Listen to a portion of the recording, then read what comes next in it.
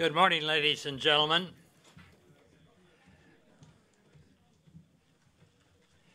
Welcome to the 566th board meeting of the Central Valley Regional Water Quality Control Board, Central Valley Region. I'd like to introduce the board members at this time. On my far left is Raji Brar of Bakersfield. On my immediate left is Mark Bradford of Sacramento. On my far right is Denise Cadera of Allensworth, and on my immediate right is Carmen Ramirez of Atwater. My name is Carl Longley, and I hail from the grand and glorious city of Fresno. I'll now introduce Patrick Palupa, the executive officer, who introduced staff. Good morning, Chair, members of the board.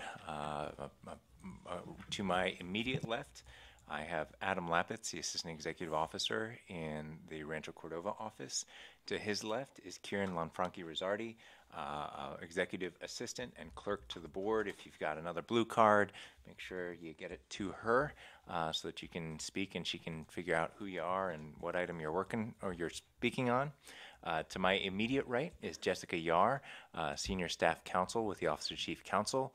Across from me is Bailey Toft-Dupuis, attorney with the Office of Chief Counsel. Across from me, working the timer today, is Carrie Yee with our Rancho Cordova office. And in the audience, we have Clint Snyder and Clay Rogers, Assistant Executive Officers in the Fresno and Redding offices.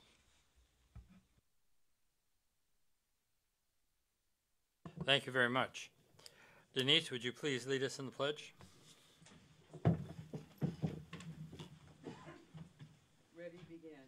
I pledge allegiance to the flag of the United States of America and to the republic for which it stands, one nation, under God, indivisible, with liberty and justice for all.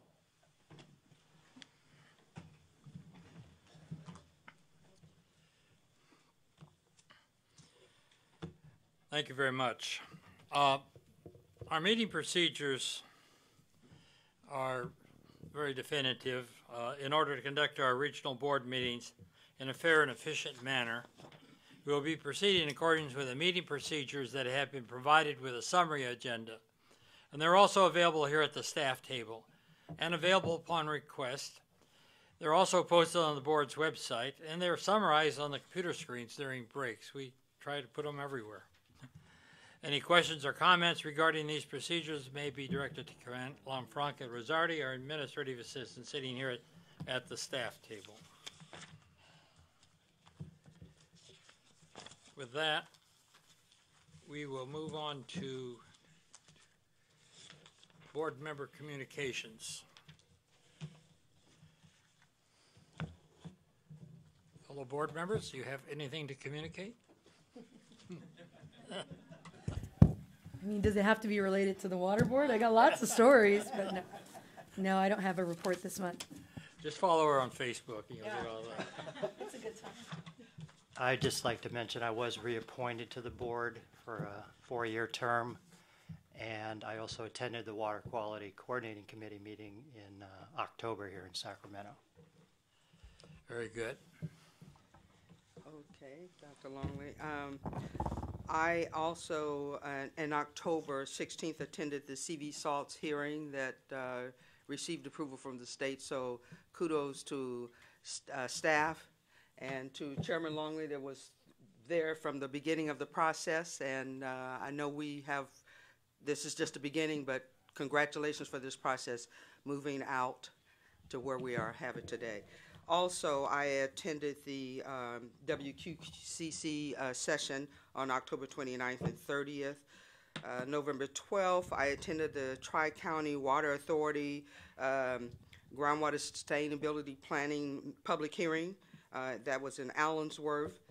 And also, just on a good note, we received a $30,000 grant from EPA for our work-based learning program that we're doing in the community of Allensworth. It's a $30,000 grant to provide training to our youth.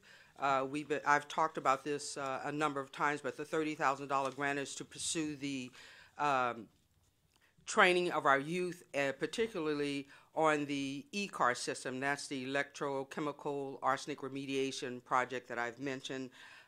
We're working with UC Berkeley, Dr. Cadgill's lab. We're working there with the with the graduate student as they are completing this part of the project. They finished the testing in the lab, and we actually had less than 2 parts per billion of arsenic in the water based on some of the studies. So we're moving forward with that, and we're very glad that EPA saw fit. We were one of 5 communities in the state to receive this award, and one of 50 in the United States. So it's a good opportunity for us. We're really pushing very hard to train environmental stewards for our future. So that's all of my projects. Thank you. Thank you very much.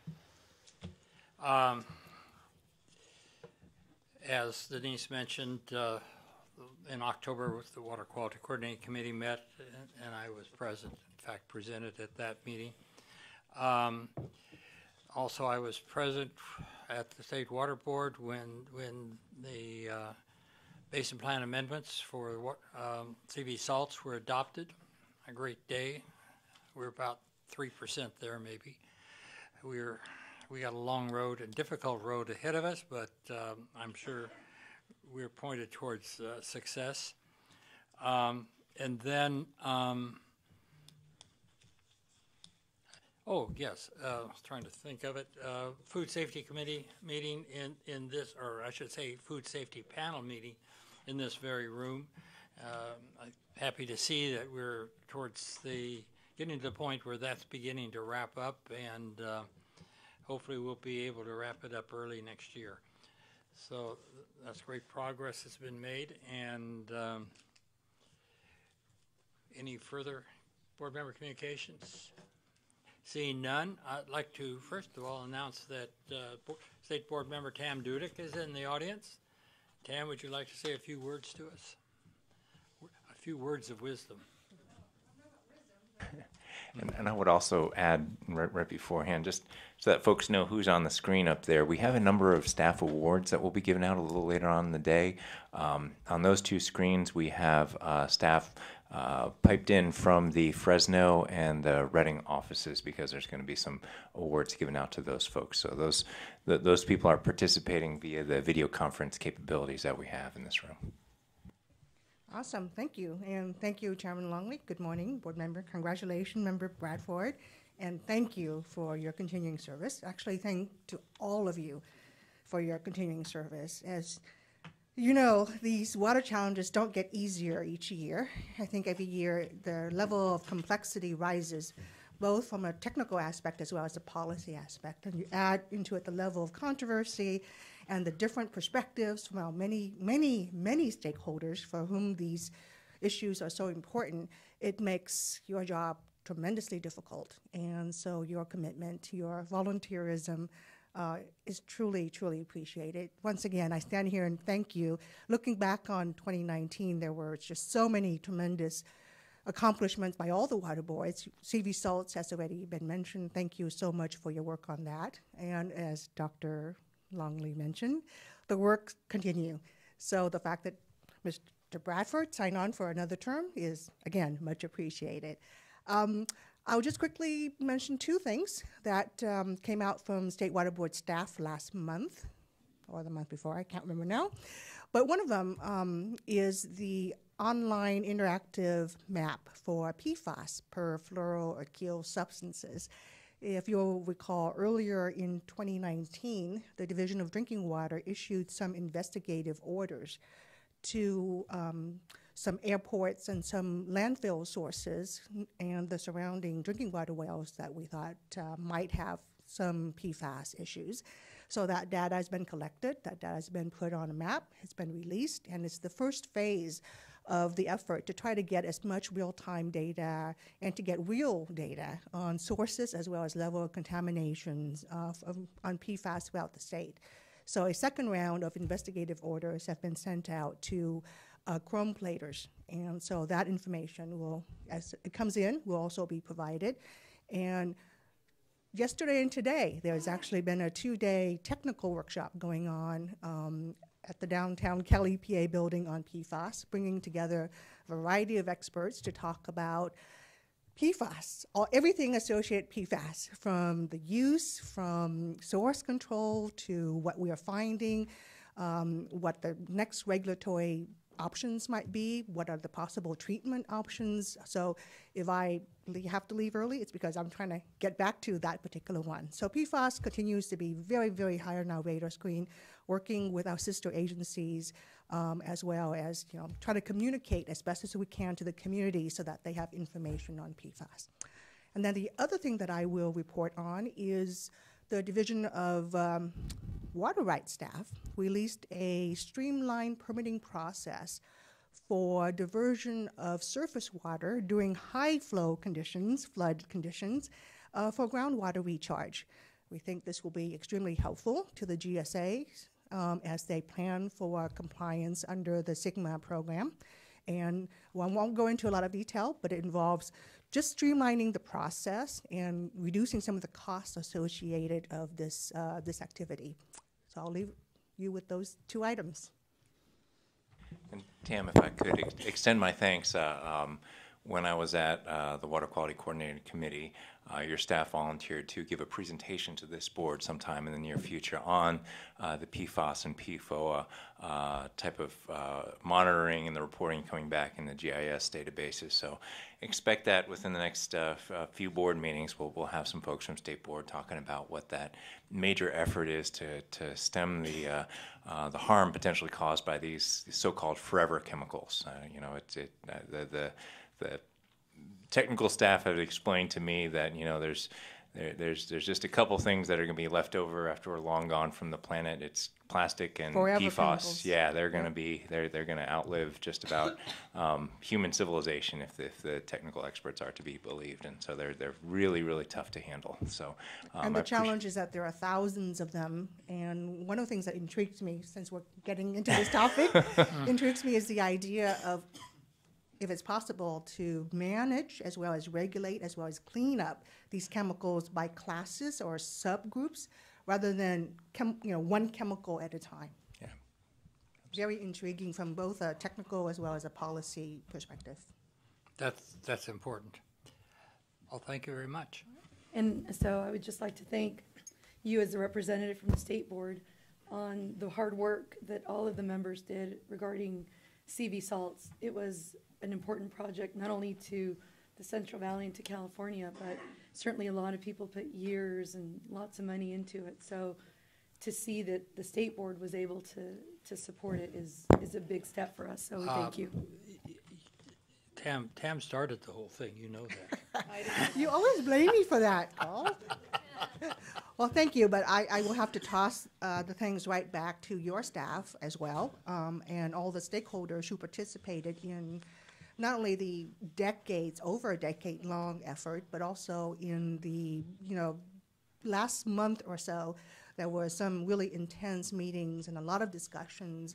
A lot of it was just to fine-tune certain things, to better understand each other's perspectives on things, and I'm very glad it got to the point where I was able to support it. Yeah, thank you. Thank you very much. We'll go next to public forum. Or do we have any cards? There are no cards. So I'm going to, since some folks may not be here tomorrow, I'm going to move up item 15, which is the 2020 board calendar. If I can find it. Didn't we do this already? So real quick, last call for anybody wishing to speak on a matter not in front of the board today. So Grasslands, the discussion on Grasslands and the drain will be later on today. But if you have an issue, I know if you, especially ION and CDCR, I know you've spoken on that before. So now would be the time to come forward if you have a comment to make. Well, we'll go back to item 3. Ma'am, come forward to the microphone, please.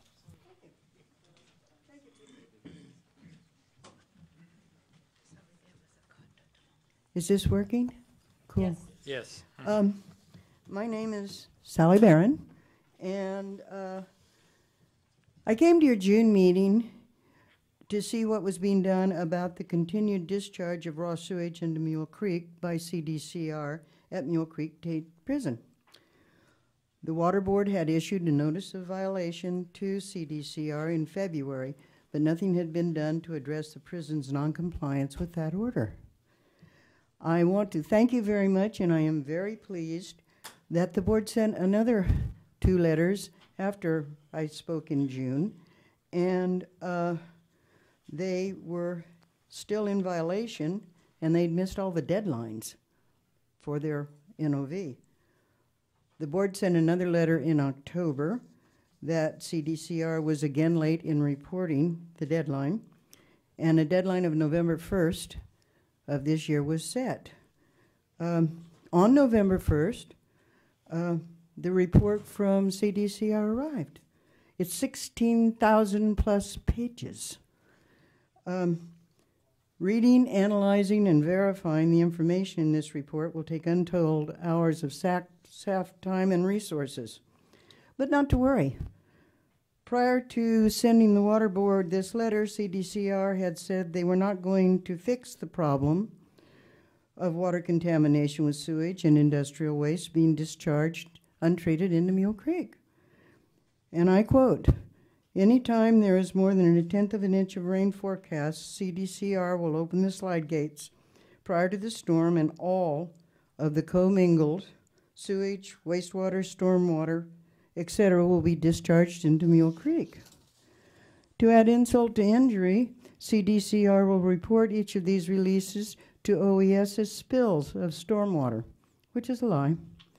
CDCR and PIA have no intention of repairing or rebuilding their single commingled, inadequate, damaged sewage, wastewater, stormwater system. This is 16,000-page report is just another example of Mule Creek State Prison putting lipstick on the pig. Are there any questions?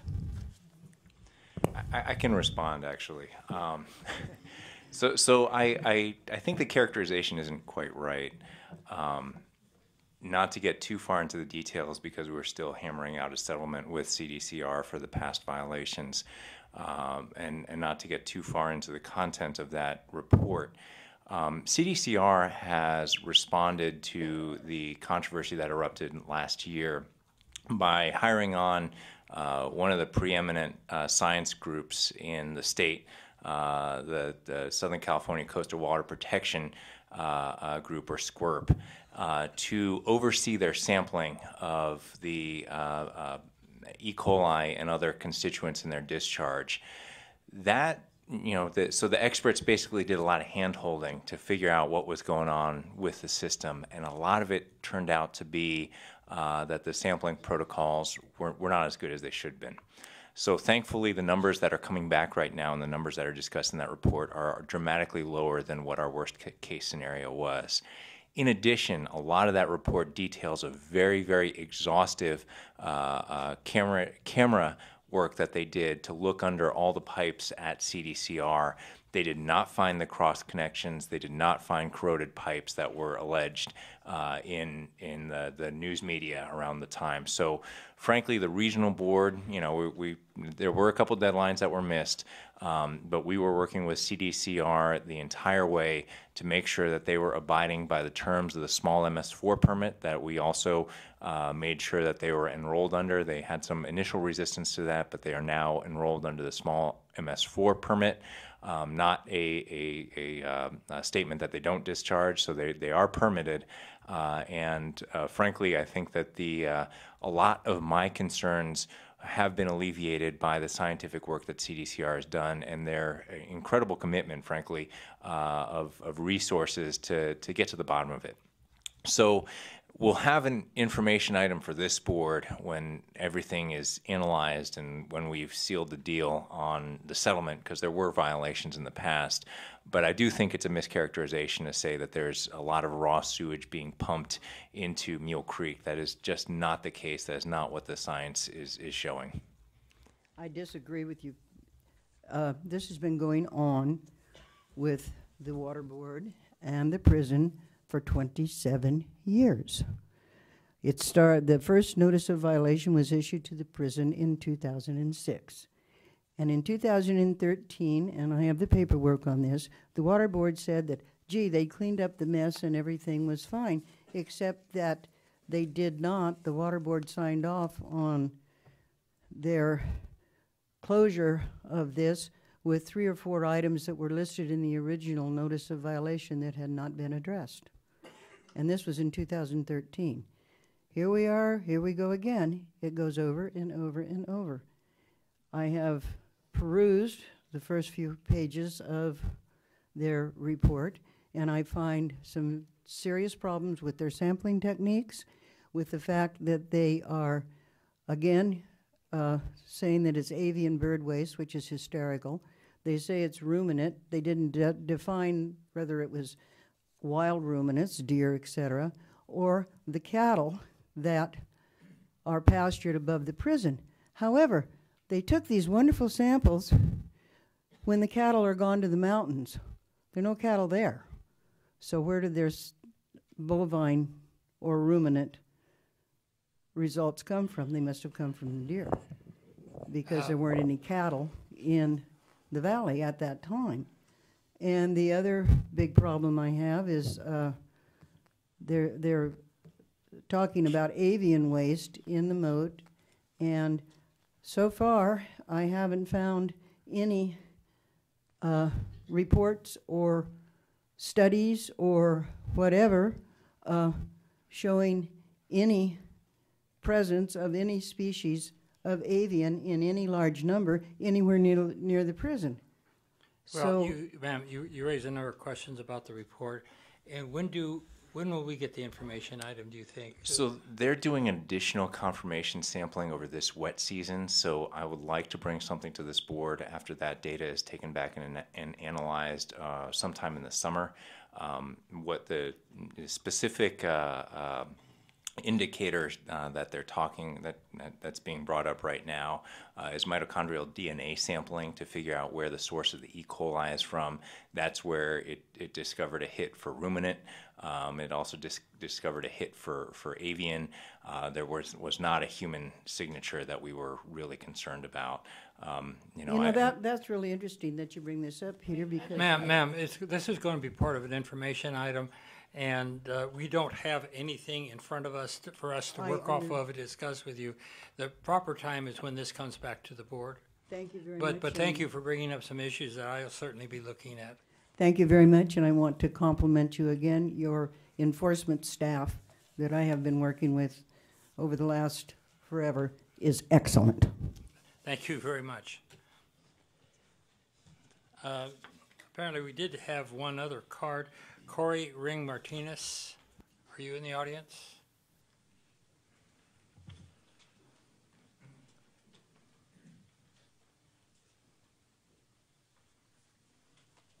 Hi, good morning. Morning. I'm the Sacramento Program Coordinator for the Environmental Justice Coalition for Water. I'm here to talk about an issue that we're all familiar with, homelessness, and specifically the impact on our water, and also access to water and sanitation as a human right. So I'm sure you're all aware about the September 12th SAC-B article that talked about what diluted sewage looked like, and I think it was a fairly comprehensive article. It did call out this board for the study that's going on, which frankly I think is really important scientifically and important politically, but from the lived experience of people who are going through this, it's going to take too long to do something about it. In the meantime, people don't have anywhere to go to the bathroom, and it's a public health crisis for the people experiencing it and also for the people who have to deal with the after effects. So I know that the board is deferring to county leadership on this, but I just wanted to bring to the point that I think county leadership, and this is, not necessarily their fault, but is ill-equipped to do this problem justice. And by that I mean, by the county's own admission, homeless services are woefully uncoordinated between all the various entities that have to provide those services. And so this situation is unacceptable. And the SACB editorial that followed up that earlier article was pretty fiery about it. So if we're going to survive in the face of this ongoing climate crisis and increasing levels of homelessness, then the future has to be one of collaborative, equitable problem solving. So that's why EJCW and the Sacramento Regional Coalition to End Homelessness are convening a meeting to discuss making a comprehensive plan that incorporates 4 common sense solutions to guarantee the human right to water for all Sacramentans while also addressing the legitimate threats to our water and public health. So 1, the most common sense, we need more public toilets. 2, mobile shower programs. 3, sanitation station programs. And 4, humanely coordinated and increased waste disposal. So we're hoping to coordinate and convene a wide variety of perspectives, centering those who are actually experiencing homelessness, and also including local agencies, businesses, community, environmental, and organized labor, in order to craft a truly comprehensive plan that can address this massive and ongoing human rights crisis, burgeoning public health crisis, and the threat to our waterways. So with all this said, I know that it's a local problem, but I think that there's a space for state leadership in this space, in this problem. And so I invite you all or your staff to this meeting on January 22nd, where we're gonna start working to meet, hopefully from the bottom up, and make some immediate changes. Thank you. Thank you for your presentation and for the invitation. Absolutely. Patrick? No, I think you're absolutely right. I mean, I know the regional board has been expending a lot of its resources to make sure that we have accurate E. coli numbers and that those E. coli numbers are presented to the public.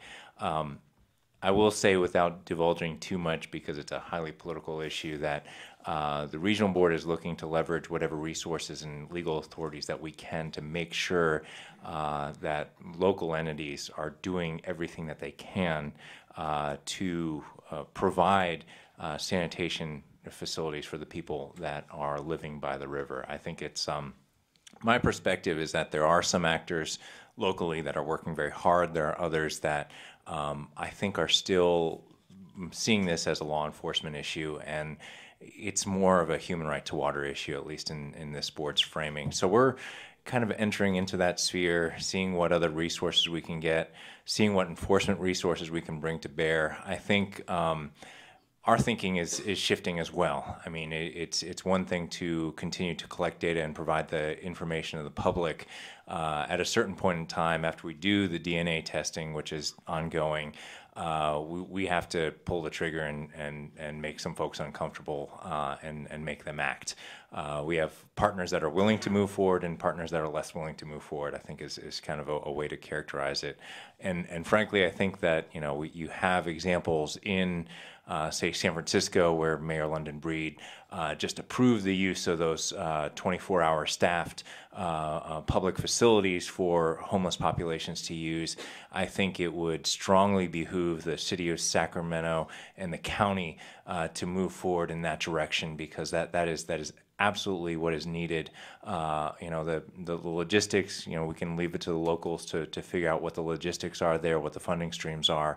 But I think, just for human rights and for water quality, that's the direction that the conversations are going. So I'll make sure that we have somebody that can interface with your organization as you move forward, and frankly, so that you can understand what our moves are moving forward too. I think there's a lot of support at multiple levels, this agency and the State Water Board, to moving forward a little bit more assertively to kind of address these issues. So thanks for making the presentation. It's something that this board will continue to pay a lot of attention to. Great, thank you. Should I give you the little? I just wanted to make a comment and thank you for coming forth. I mean, I remember this discussion a few years ago when we were talking about it, and the fact that it's still there, it's a serious issue. You say it's a human right to water issue. It's also an affordable housing issue. Every time development is done at the expense of people that cannot afford the increased costs in housing, this problem is here. So a collaborative approach is definitely where we need to go. And we're always at the table, but we're hoping there's going to be some solutions that when you come back next time, you'll be able to report something positive that's benefiting not just the homeless, but the people that have to deal with the after effects of all of this. Thank you very much. Thank you. Thank you very much.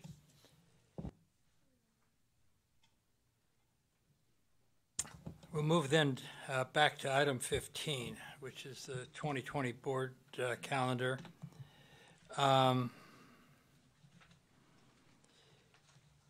Before we get into that, I'd like to also point out that I've learned that some board members may not be here at the February meeting, and board chair has, not the board chair, the board counsel, Jessica Yar, has advised me that Port of Cologne requires the election of the board chair at the first regular meeting each year, and that if individuals who are not here wish to comment, they should send their comments to the executive officer, who will then read those comments at the proper time at the February board meeting. Did I get it right, Jessica? Good. Thank you. So with that said, let's take a look at the dates.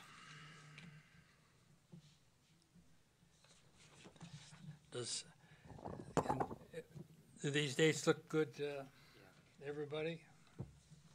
Or do we have some issues?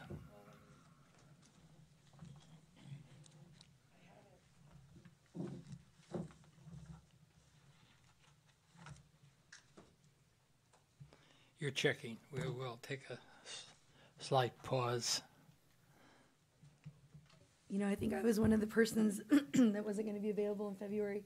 I have a trial set for that week. You know, we have mediation scheduled, so I mean, I might be free, but for now, I'm not available at the February meeting, and I will also be absent of the April meeting. But the rest of the dates are workable for me. Very good. Anybody else with scheduling problems? Good. Well, so noted. And with that, we can approve the calendar for the 2020. Do you want a formal vote? Okay. Best. Do we have a motion? Make a motion to move to approve agenda item 15 with the dates as proposed. I'll second.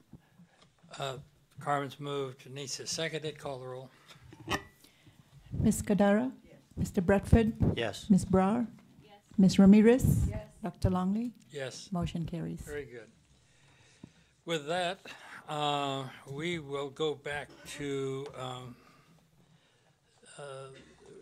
the calendar and to the executive officer's reports. So I'll be discussing as part of the executive officer's report tomorrow the proposed priorities for all the board's programs, where they fit in with the portfolio management process that we have here at the Central Valley Water Board. And so that'll be a longer discussion tomorrow, but if you have any comments on what's in the executive officer's report for this month, feel free to let us know. I think one of the things that we're calling out is there's still some difficulties getting the financial information out of Fiscal. So our administrative unit apologizes. It's not on them. It's on a global statewide issue of running the reports through Fiscal. It requires a little bit more kind of programming at the Fiscal centers to make sure that works, that we can get more accurate financial reporting to you guys. But that's in the works. They're working hard on it. And it's unfortunately, it's a statewide hiccup with the massive Fiscal program that's being deployed to all the agencies. But other than that, if you have any comments, I can certainly answer anything that's in the executive officer's report. I had a question in regards to the oil spills. There were Yes. about 15 oil spills. I saw the numbers, were 20 gallons and 36. They were small numbers, but I'm just curious as to is this the typical kind of thing, and what? It actually is. It actually is. I mean, it's These are spills that don't have an impact on groundwater or water quality. These are incidental to the operation of the oil field. So I think that there's actually a bit of a downward trend, but this is, the way those fields are operated and the massive amount of equipment and machinery and hydrologic pressures that are going on, there's some spills. That's just kind of what happens. The fact that they are very diligent in reporting is something that we appreciate, and we will absolutely continue to exercise our enforcement authority whenever we find something going on that's not reported to the board. But there's a lot. I mean, it sticks out like a sore thumb in every executive officer report. There's a lot of those, and they can range from fairly significant to relatively minor, of just oil field operation spills that happen, as they're loading and unloading trucks and lines and developing wells. So, that I think we can actually talk a little bit more about that perhaps down in April when we are in the oil field about what goes into the operation of those facilities. But yeah, it does stick out. Every executive officer's report, I want to make sure that it's daylighted, that's in there, but it sticks out a bit as to an operation that is very significant in our region. It does not have a huge impact on water quality because the first encountered water in many of those areas is oil itself, but it's something that we need to report to you. That's separate and apart from, as you may know, there's certainly the surface expressions that happen due to the cyclic steaming that happened in a couple areas that attracted a lot of attention. That's something that we can discuss as well. Primary jurisdiction is within the Division of Oil, Gas, and Geothermal Resources, which, as you may know, has a new leadership and a new name. They will now be known as CalGEM. I forget exactly what that acronym stands for, but they are experiencing a major shift in priorities. And as part of that kind of shift in the way they think about things, there was a major what we would call an administrative civil liability leveraged against a Chevron for the surface expression that happened due to cyclic steaming. So that's a kind of a separate but related issue in terms of how the oil field regulations and the way that the state regulates oil fields is changing. Any further questions? Very good. Let's move on to awards. We were going to do the uncontested calendar before you the want to awards. do that first? Makes no difference. Oh, good. It's a separate. 14. Okay. Well, then, we'll move to agenda item 14, which is the uncontested calendar. Do we have any late revisions?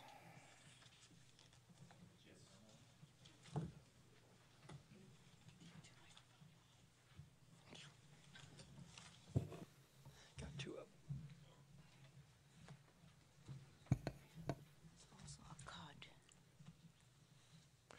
We have one late revision for item 18C. And I have a card here for item 17B. Well, the late revision for 18C is for Tejon Castaic Water District, Mountain Village Water Resource Recovery Facility. Minor clarifications. The discharger is fine with these revisions. Okay. Let me call Terry Jackson up to discuss their concerns about 17B.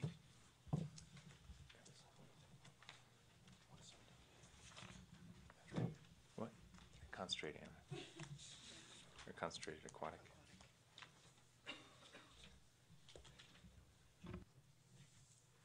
Thank you, board members. There's no concern. It's actually, I just wanted to thank the board and thank your staff. It's been a long haul. I'm the state coordinator for the entire state for all Fish and Games, Fish and Wildlife hatcheries for the last 8.5 years. So I coordinate with all of the regional water boards. And I just really wanted to thank Jim Marshall and his staff for their coordination with me. That was the purpose of this. Just thank you. This is a much improved permit from the last 5 years, and I just wanted to say thank you. Thank you very much. Those are the kind of comments we like to get. Okay, I don't have it here in front of me, but Adam, please read off those items under the uncontested calendar. It's going to be items 17 through 20. Items 17 through 20.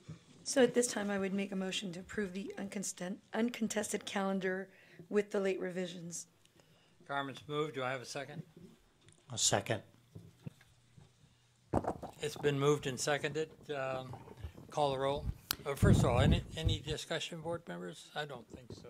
Call the roll, please. Mr. Bradford? Yes. Ms. Brower? Yes. Ms. Kadara? Ms. Ramirez? Yes. Dr. Longley? Yes. Motion carries. Thank you very much.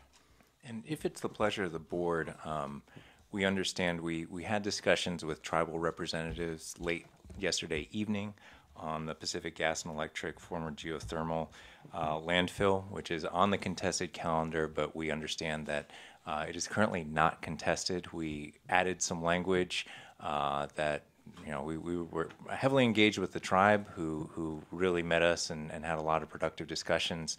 So this was the item that was continued from the October meeting. I think we're at the point where the tribe was thankful for the changes that we made to the order. They're not contesting it anymore, and PG&E is also not contesting it according to their representatives. So we can move forward and, as a matter of business, get that thing done We'll too. go to agenda item 5. This is the time and place to continue the hearing to consider waste discharge requirements for Pacific Gas and Electric Formal Geothermal Inc. landfill in Lake County. Consideration of this item is continued from the October board meeting in Reading. Is there anyone present who is contesting the proposed actions and wishes to present evidence or testimony on this matter? Since there is no one present to contest this matter, the board will proceed based on the agenda materials and the record. Are there any late revisions or staff comments? There's a couple late revisions.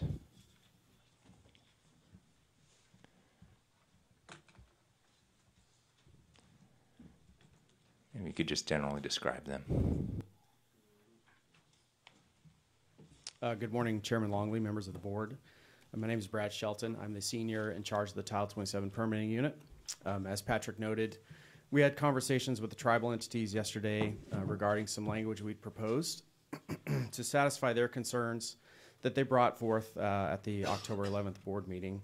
The two late revisions include a finding and a provision. The finding discusses the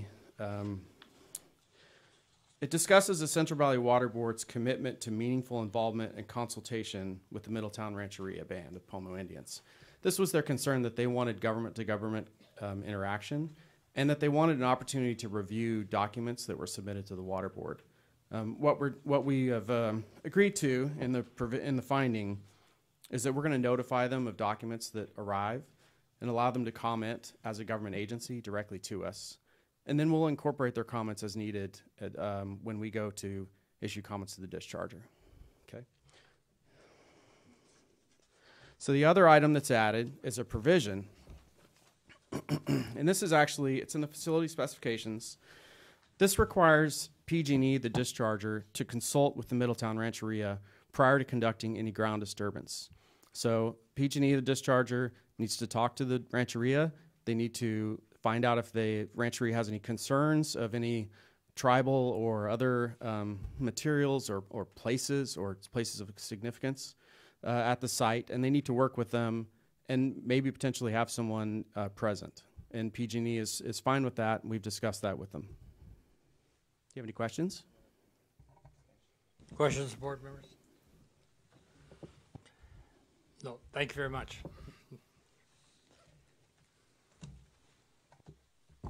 Yeah, this is Rob Busby. I'd also like to note that some of the due dates have been extended a couple months. Okay.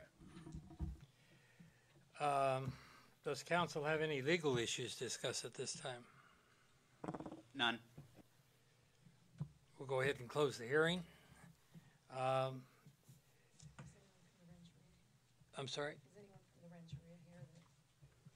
No, they were satisfied with the changes, and I pledged to them that if you didn't want the late revisions, that we wouldn't act on it and we'd continue the conversation. But if you know that there's a motion on the table to adopt with the late revisions, they said if those late revisions get in the WDRs, they have no problem, and were very gracious to us, and actually suggested that you know they can work with us to create model language for other tribal engagement throughout the state. Good. I just want to make sure that if they took the time to be here, that we at least gave an opportunity to come forward. So with your representation, I would move to approve this item with the late revisions. Do I have a second? Yes. I second. Carmen has moved. Denise has seconded. Call the roll. Ms. Cadara? Mr. Bradford? Yes. Ms. Brower? Yes. Ms. Ramirez? Yes. Dr. Longley? Yes. Motion carries. Thank you very much. And something I learned yesterday listening to the hearings, I'll call a 5-minute humanitarian pause.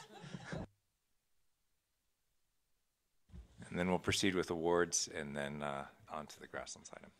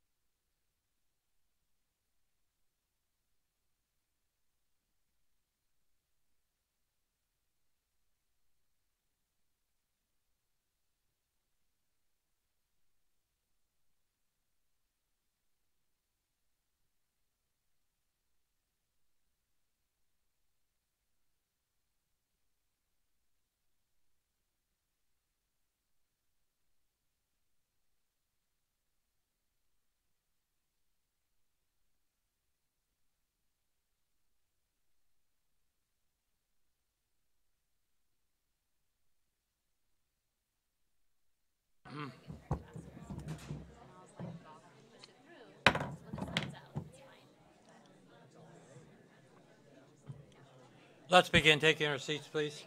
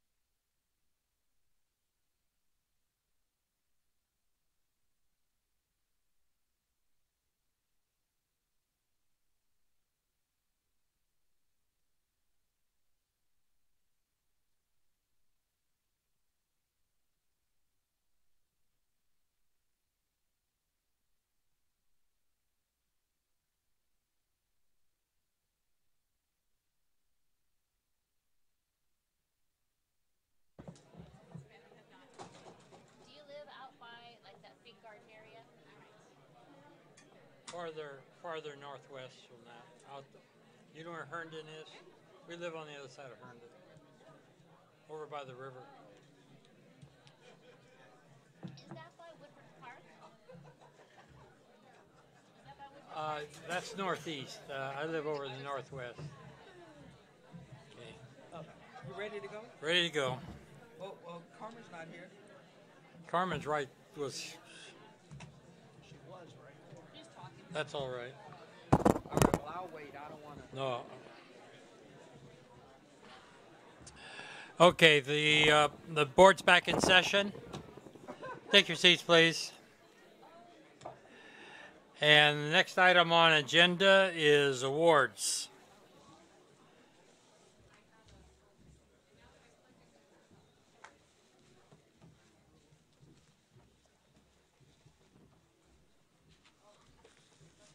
Dr. Longley. Bob's first.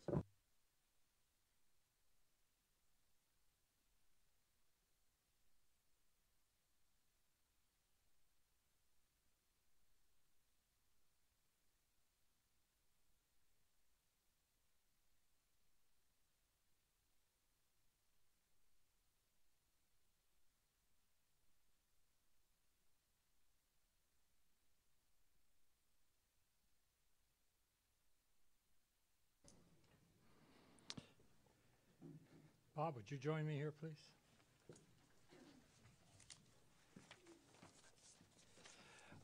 This is not really that joyful of a moment. It's, for me, a sad moment. It's to present a resolution to Robert H. Bob Schneider for his service on this board, his long and very valuable service on this board. And I'll read the resolution. We're presenting this to Bob for his years of service as a board member and board chair of the Central Valley Regional Water Quality Control Board. Whereas Bob Schneider was first appointed to the Central Valley Water Board by Governor Gray Davis in December of 1999, serving until 2006, and was subsequently reappointed to the board by Governor Jerry Brown in December of 2011, serving until 2019, for a total term of nearly 15 years. Whereas during his first tenure on the board, Bob served as chair during the initiation of the Irrigated Lands Regulatory Program, where together with board member Al Brizard, Bob attended countless public meetings throughout the region that resulted in the orders that provided the foundation for the board's current regulatory program. And I attended some of those meetings, and without Bob's leadership, I don't think it would have happened as it did happen. Thank you, Bob. Whereas Bob has provided invaluable leadership to the board through multiple transitions in executive staff and through the establishment of numerous policies. Whereas Bob's special love for beauty of the Coast Range and for the newly established Berryessa Snow Mountain National Monument has brought the board's attention to some of the most valuable wildlife habitats in California. Whereas Bob effectively brought his tremendous talents to bear, whether his focus was on implementing conservation activities, climbing some of the more difficult ascents throughout the world, or scuba diving in far-off exotic locations. We never got any pictures from the scuba diving that I remember. Whereas Bob could always be counted on to provide critical analysis of water quality issues being considered by the board and to be the voice that championed the protection of water quality. Whereas Bob did not miss an opportunity to do his part to ensure that the healthy food put out for the board members did not go to waste. We got a lot of donuts. So since you've been gone, the donuts have come back. And whereas Bob's integrity, vision, and commitment to conservation values and water quality protection have profoundly influenced the direction and character of the Central Valley Water Board. Now, therefore, be it resolved that the members of the Central Valley Regional Water Quality Board, its management and its staff, respectively extend to Bob our sincerest gratitude and appreciation for the legacy, and it is a very valuable legacy, that you leave behind.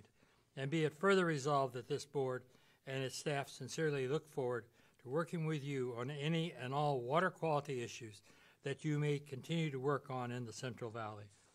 And of course, that's that is approved by the members of this board. And I want to thank you very much, Bob, for everything you've done for the board.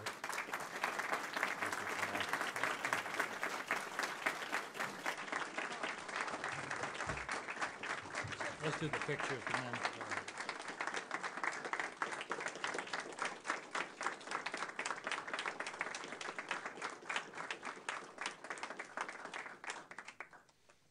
Thank you all.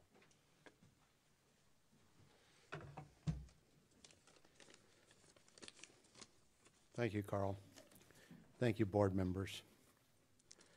It's been a great pleasure for many years to serve with many excellent board members, executive officers, dedicated and hardworking staff. Thank you all. Couple that I still get to work with Jennifer LeBay on Clear Lake Blue Ribbon Commission issues, and thank you for granting me that duty. I appreciate that. I always enjoyed Kieran's support in particular in many, many ways, so thank you. And for people like me that are not completely computer literate, I thank Bob Chow for continuing to get me new passwords. So. You too? Serving on the Central Valley Water Board is a deep commitment and obligation, and it's a complex job.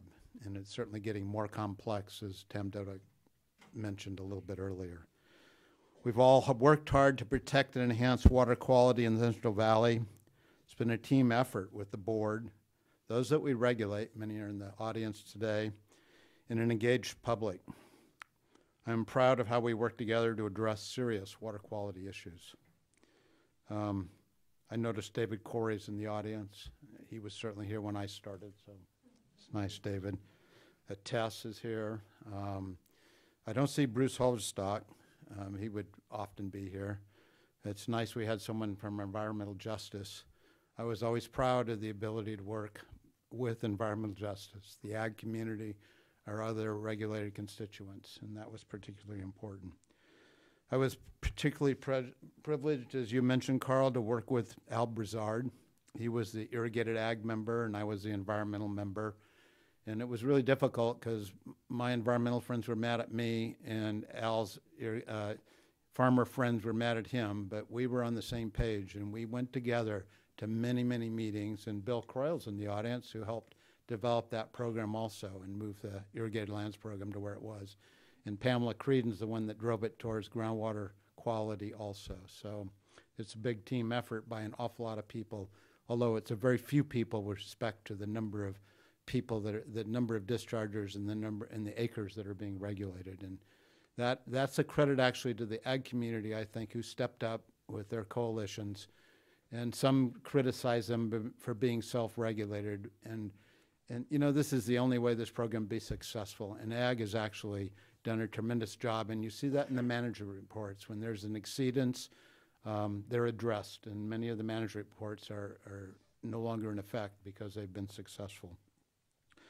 Most recently, the Central Valley Water Board under Carl Longley's leadership did address, as was talked earlier, CV salts. I think that sort of capstone, the other end of my tenure here was starting with irrigated ag and then moving this CV salts forward. Those are two major ones, but there are lots of other programs.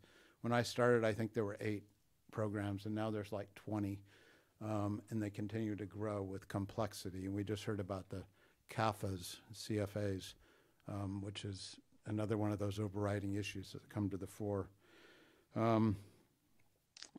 Little things that aren't so little, you know, working with the Rose Foundation and the supplemental environmental programs, I think was really important. That was commitment to social justice, environmental justice, and again, that's been successful because many of the regulated community have been fined by this board have willingly participated in those programs. And I think that's a good way to spend that money, to see it, that at least half of it's spent in the communities where the occurrence happened. I certainly leave with some regret. There's a lot of work to do still, but I feel really good. I think the board is in great hands, and all of you, I think, share the commitment I've had to this board of being very serious, being very committed, doing a very real job of preparing for these difficult meetings. Some of the things that I think have happened during my tenure too is we've changed from just a regulatory board to a board that works with our the community and the regulated community. And that comes through the workshop process that Pamela Creedon, I think, really helped, and Patrick has continued. And that's really vital. I think when people come to the microphone here where I am now, we listen with compassion, we listen with empathy, and we're hard-nosed about protecting water quality. And I think that's our mission, or it was our mission. Now it's your mission. And I'll be here. I'll find some issues about water quality that I think are important. I'll love to come up here and harangue you all a bit. But mostly, thank you so much for what you do and continue to do. All of you, the staff, the regulated community, the public, and our board, thank you.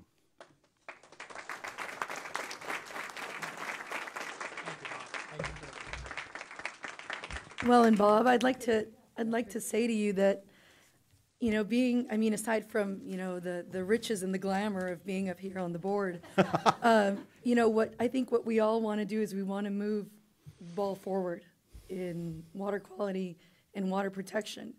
And I think that you can feel very satisfied in that during the time you've been here, the work you've done has helped protect water for the people of California today and for the future. So I can't think of a better compliment. So thank you for your time and for your service and your guidance. I have to make a comment. Bob was my sidekick on the board, but I sat between him and Carl. And while I was a new kid on the block, I didn't have a clue. They would always give me guidance and direction and help build up my confidence that I could do the job that I was sent here to do. And watching you over the period of time that I've served on this board, it just strengthens me to work even harder, just based on your compassion and how you really did serve this board well and supporting the staff and making some good things happen. So I'm really thankful to you for the support you gave me while you were on this board and the work that you did. And I have to chime in here too. Having just finished my freshman year on the board, I really regret seeing you go because you were a mentor. As Denise pointed out, I think watching some of you veterans who have some longevity, thank God, to share your wisdom and kind of, I think, a very professional approach to all these very difficult issues that we sometimes have to deal with here on the board meetings. You've been very balanced and collegial in dealing with both stakeholders and regulatory community. So I appreciate it and look forward to hearing what you have to say from that side of the microphone next time you're here. Well, I'm going to go too.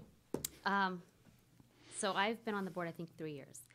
And in those 3 years, I have to say that what I will miss about you the most is the fact your passion. You're up here and you really care about water quality, and you really care about your regulated community as well and everyone. And sitting next to you and listening to you talk to people who come up on that mic has been just really awesome. I've learned a lot from you, and I will really miss just your passion that you brought to this board and your caring for the community and water quality. It's been really neat. So I hope you keep coming back, but not to yell at us. Thank you all so much. Karen wants to take pictures, and I suggest we do this a little differently. I suggest board members go down front. Patrick, join us. Bob, please, and we'll do the pictures.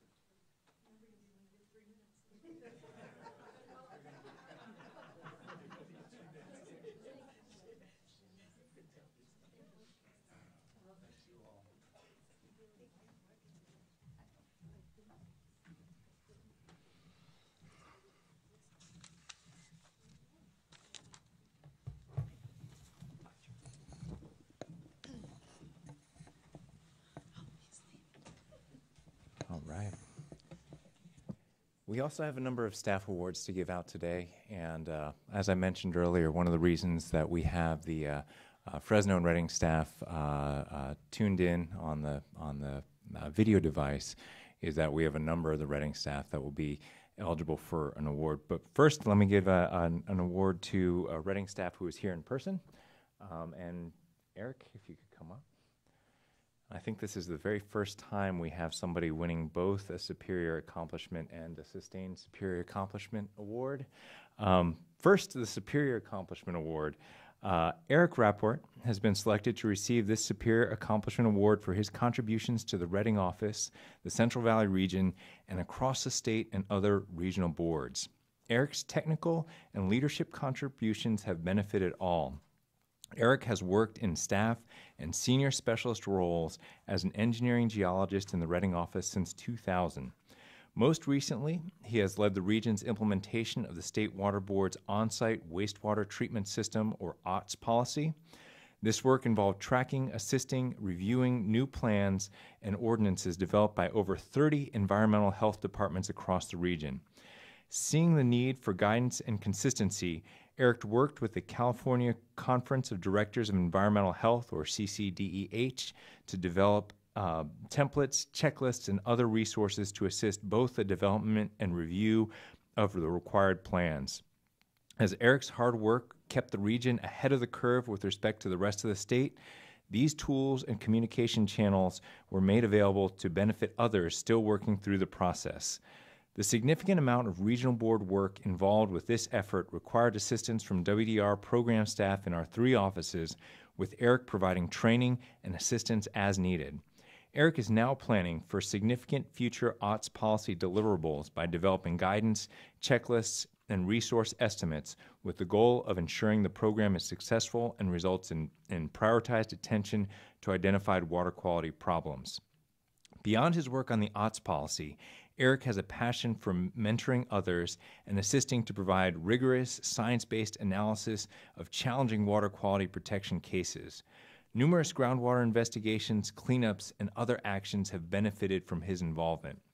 In his 20 years with the water boards, Eric has been highly reliable and has excelled at completing difficult casework while also providing outsized contributions to the board. We are happy to provide this recognition of his hard work and dedication. I really want to emphasize, I've worked with Eric since like the day I started at the Office of Chief Counsel. His technical expertise is one of the sharpest in the entire state, and I really want to praise his ability to wrangle the OTS policy. I check in very often with the executive officers of the other regional boards. We have over 30 OTS that we had to negotiate with some of the poorest counties in the entire state. 30 of them. We almost hit on time for just about every single one of those OTS. Other regions are still in the process of finalizing those OTS over 2 years after the deadline has passed, even though they have a third of the counties. And that's largely due to Eric's work and Eric's guidance for all the county environmental health departments to really not have them come to us with a fully formed package, but for us going to them and saying, this is exactly what our expectations are. Sure, the policy isn't clear, but we'll help you make it clear. Here's the checklist. All of that was developed internally at Region 5, and Eric's leadership really helped make that happen. So, Eric, I'm really, really happy that you're winning this award here today. Congratulations.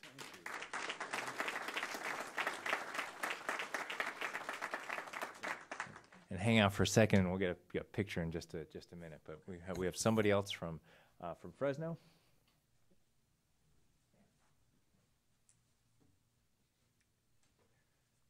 I'll present this award to Omar Mustafa. Omar is a water resource control engineer in the Central Valley Water Board's Fresno office and part of the Compliance and Enforcement Unit. Omar is being recognized for his outstanding work performance on complaint reviews, responses, sanitary sewer overflow oversight, and non-15 site regulation. Omar joined the Central Valley Water Board in March of 2016, bringing with him several years of experience with the Division of Drinking Water and the City of Clovis. Since joining the Compliance and Enforcement Unit, Omar has successfully applied his past experience along with his excellent technical and communication skills to effectively regulate and bring into compliance both municipal and industrial wastewater treatment facilities. Omar provides regulatory oversight for non-15 regulated sites, including sanitary sewer overflows in Kern, Tulare, Kings, Fresno, Madera, Merced, Mariposa, and Tuolumne counties. For the last 6 months, Omar has been heavily involved with a pistachio processing facility that has non-15 waste discharge requirements. There have been multiple and ongoing odor complaints against the facility. Omar has inspected the site several times to document the presence or absence of odors and has generated enforcement letters to the site. Omar has attended several community meetings regarding the odors, as well as the Tulare County Environmental Justice Task Force concerning the site. In addition, he has assisted in briefing the Office of Enforcement and Cal EPA concerning the site. Omar has done an excellent job in all aspects of regulating the site, which has resulted in the facility making significant and meaningful ongoing improvements regarding odor generation. Omar has become a valuable asset to the Compliance Enforcement Unit. In addition to his excellent attitude and professional demeanor, Omar willingly and enthusiastically works on any project that he is given. He has shown himself to be a quick learner, becoming very knowledgeable in the CWIX database, Non-15 program, and SSO program. His investigations and reviews are thorough and complete.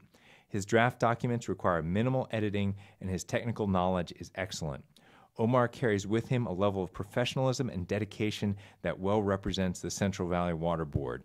And I think when Bob Schneider kind of made the comment that it's very few of us regulating a huge number of facilities, some of it relies on the professionalism and reputation that precedes us. And I know Omar, in his work with the Compliance and Enforcement Unit, has been that professional demeanor where in terms of how he represents himself, we're able to cover that territory because they know that there's folks like Omar waiting to address those concerns if something goes sideways. So again, congratulations. Very much appreciate your presence and your work.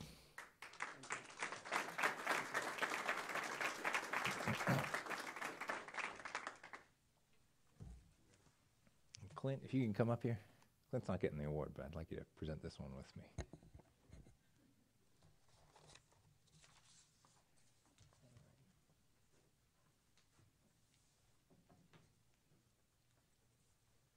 This is this award that we're about to present is possibly one of the biggest group awards that the State Water Board has ever bestowed on any group of individuals. It is a Sustained Superior Accomplishment Award, which is basically the highest award that the state and regional water boards give out. It is not done lightly that there's a huge group of individuals that are getting this award. It is an award that covers both the Central Valley Water Board's Reading office, support staff at the State Water Resource Control Board's Division of Information Technology, and the Division of Financial Assistance.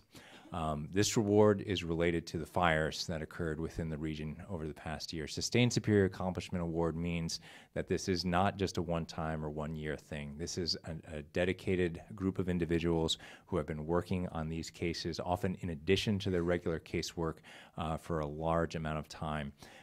Clint Snyder was instrumental in proposing this award and talking with the state board. And I think when he made his presentation and did this write-up, it just made sense to the state board that these group of individuals be awarded in this way. Many of them were personally affected by these fires. So I do want to thank Clint for his advocacy to get this award done. And that's why Carl might be favoring his writing hand at the end of the day, as he did sign off on every single one of these awards, which is, again, it's a big one. In the summer and fall of 2018, areas of Shasta and Butte counties experienced unprecedented wildfires. By the time the Carr, Delta, Hers, and Camp fires were out, almost 500,000 acres had burned and over 20,000 structures had been destroyed.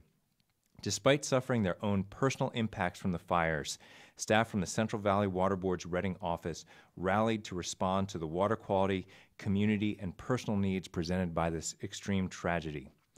Determined efforts by others, including staff at the Division of Information Technology and the Division of Financial Assistance, provided support to enable a robust and effective response to the impacts from the wildfires. For days and weeks while the Carr Fire burned, up to 75% of the Reading office staff had to evacuate their homes. Those who were out of harm's way opened their doors to provide housing to family, friends, and strangers. Nonetheless, the office provided continuity of public service and ensured that all essential work activities were covered. They determined the operational status of essential and high-risk facilities such as drinking water treatment plants and wastewater treatment plants, and high environmental risk facilities like the Iron Mountain Mine Superfund site.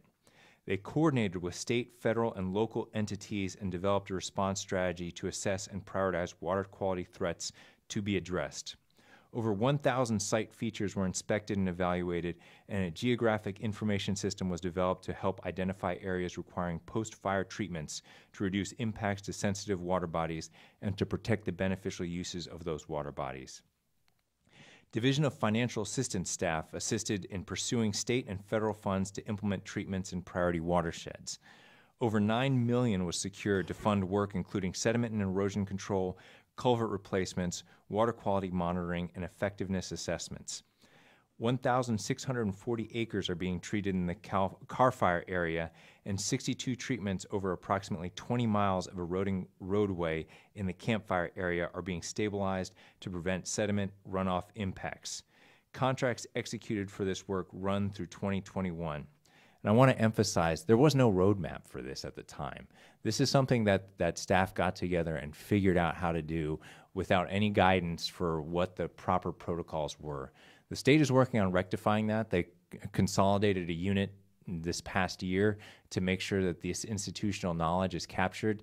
But for a lot of this work that was done in 2018, 2019, there was no roadmap for this. So this was a lot of innovation that was being done often on the fly while there was clouds of smoke hanging overhead. The excellent work performed by these staff is especially notable due to the difficult circumstances under which they worked, balancing their own needs with those of the public. Despite the thousands of hours diverted to handling the wildfire emergencies, most of the performance targets that had previously been set were still met. This is the other work that they had to do under the portfolio management process. The knowledge gained through the strategy, planning, and implementation efforts is being captured and made available for others for future emergencies. The Sustained Superior Accomplishment Award is intended to commend and highlight the efforts of staff and extend thanks and appreciation for their extraordinary efforts. I don't know, Clint, if you want to say anything else? All right. we'll get through. I'm going to read off all the names. There's a series of plaques for some of the folks who are here in person. I regret I don't have them all organized, but there's quite a number of folks. I'm going to read off their names and their titles. We have Jared Ferguson, Scientific Aid. Natalie Bainbridge, Scientific Aid. Krista Achenbrenner, Scientific Aid. Eric Rapport, Senior Environmental Geologist Specialist. Valerie Rasmussen, Water Resource Control Engineer, and many of them are in the Reading office there as assembled on the screen. Jason Schrader, Environmental Geologist. Kate Sjoberg, Environmental Geologist. Brian Smith, Supervising Water Resource Control Engineer. Rebecca Tabor, Water Resource Control Engineer. Jeremy Pagan, Senior Water Resource Control Engineer. Michael Parker, Environmental Geologist. Griffin Perea, Senior Environmental Geologist Supervising. Justin Lanier, Environmental Geologist. George Lowe, Senior Environmental Supervising. Harihar Nepal, Environmental Scientist. Mike Nielsen, Water Resource Control Engineer. Crystal Hansen, Seasonal Clerk. Kelly Hickox, Environmental Scientist. Courtney Kasich, Office Technician. Lisa Labrado, Staff Services Manager 1. Rich Mull, Senior Environmental Scientist. Daniel Whitley, Environmental Scientist. Alicia Wenzel, Environmental Geologist. Angela Wilson, Supervising Environmental Geologist.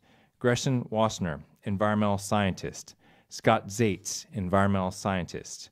Dan Warner, Water Resource Control Engineer. Matt Boone, Senior Supervising Environmental Scientist. Ashley Bonzi, Seasonal Clerk. Melissa Busiak, environmental geologist. Colt Brockman, environmental scientist. Elizabeth Betancourt, senior supervising environmental scientist. Stacy Alexander, environmental scientist. Heidi Bauer, sanitary engineering associate. Bill Bergman, environmental geologist. Jorge Beltran, water resource control engineer. Debbie Benke, seasonal clerk. Rona Bowers, environmental geologist. Guy Chatelet, environmental geologist. Michael Collins, water resource control engineer. Ryan Cornwall, water resources control engineer. Lynn Coster, senior supervising environmental scientist. Michael Crook, environmental scientist. Nathan Cullen, environmental scientist. Kate Berger, senior supervising environmental geologist. Stephanie Bucknam, information technology specialist. Patrick Cavarlo, water resource control engineer. Kate Gilman, associate governmental program associate. Marisol Gonzalez, environmental geologist. Stacy Gotham, water resource control engineer. Deborah Hallis, environmental geologist. Ron Falkowski, environmental geologist, and Monique Guido, environmental geologist. And again, it's a long list of names. There was an incredible amount of effort put into this, and I really want to extend my thanks to everybody who's receiving this award today.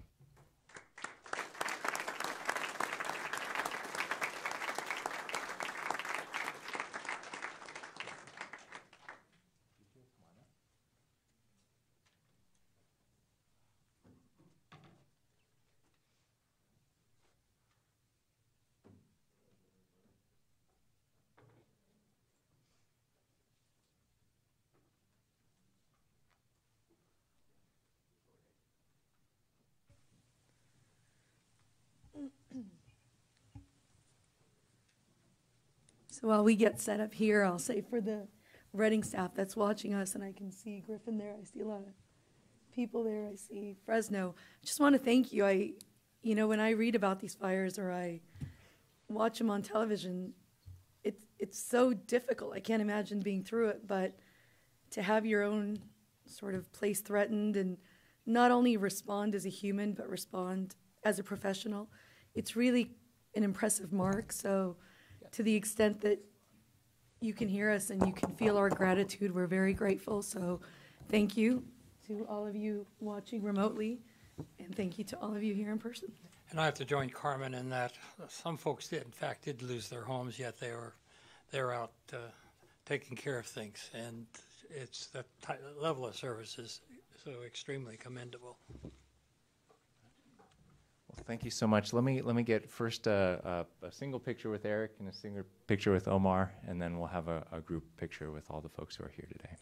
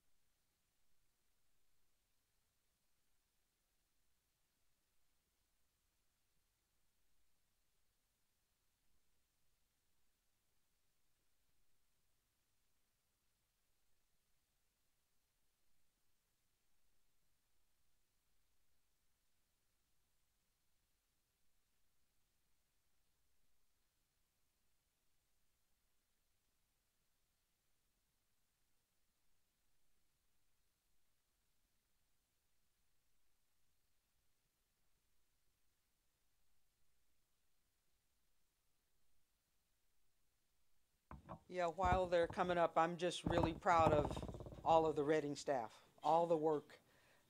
Putting your duty before your own needs is far more than anybody can expect. You've done a tremendous job. So all of the staff, including you, Clint, great job.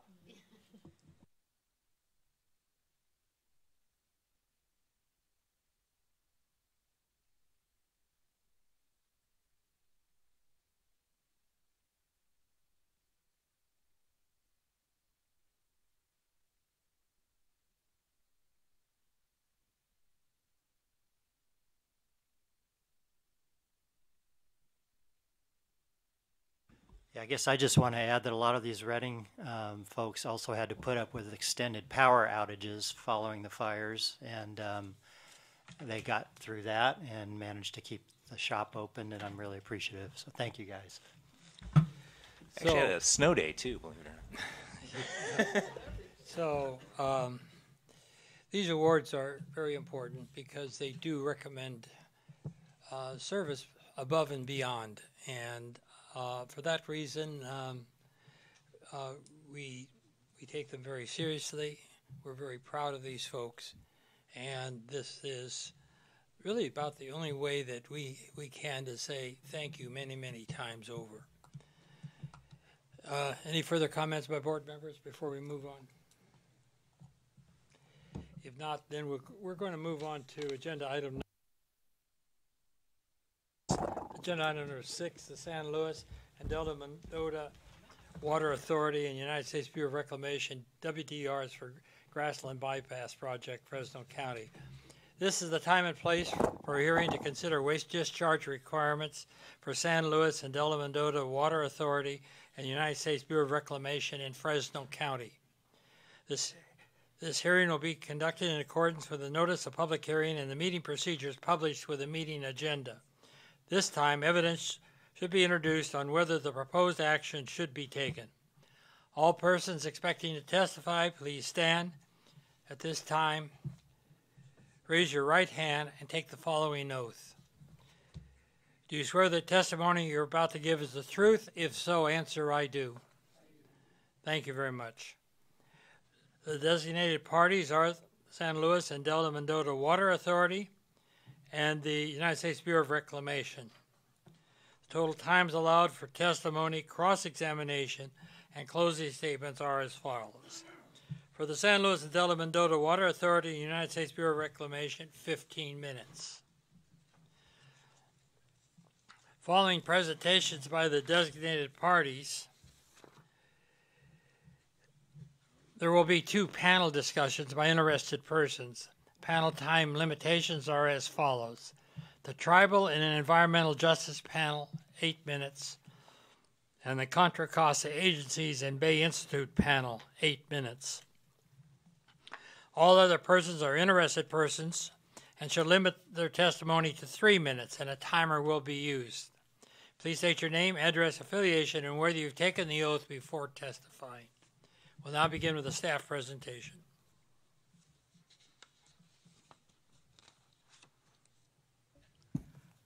Good morning, Dr. Longley, Vice Chair Ramirez, members of the board. I am Sue McConnell, manager of the Irrigated Lands Regulatory Program, and with me is Ashley Peters, the staff lead for the Grassland Bypass Project, which will also be referred to as the project. This presentation describes recommended revisions to the project waste discharge requirements, or WDRs, to address surface water discharges. There's also a separate Irrigated Lands General Order that addresses groundwater discharges, which will not be altered by the proposed actions. In the presentation, the current Grassland surface water WDRs will be referred to as the current order, and the tentative WDRs will be that will be considered today will be referred to as the tentative order. The named dischargers for the project are the San Luis and Delta Mendota Water Authority, also referred to as the Water Authority, and the U.S. Bureau of Reclamation, or just referred to as the Bureau. So WDRs regulating the project discharges have been in place since 1998.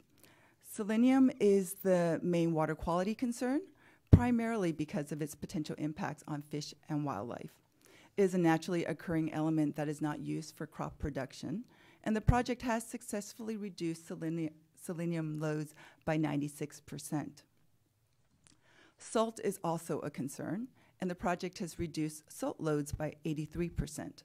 The Grassland drainage area is a founding member of CV salts.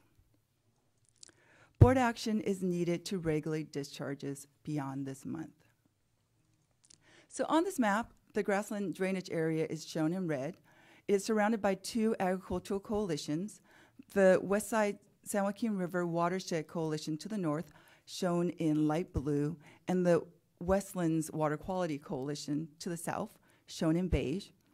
The drainage area includes about 97,000 acres of irrigated lands and is just south of an important complex of wetlands shown in green.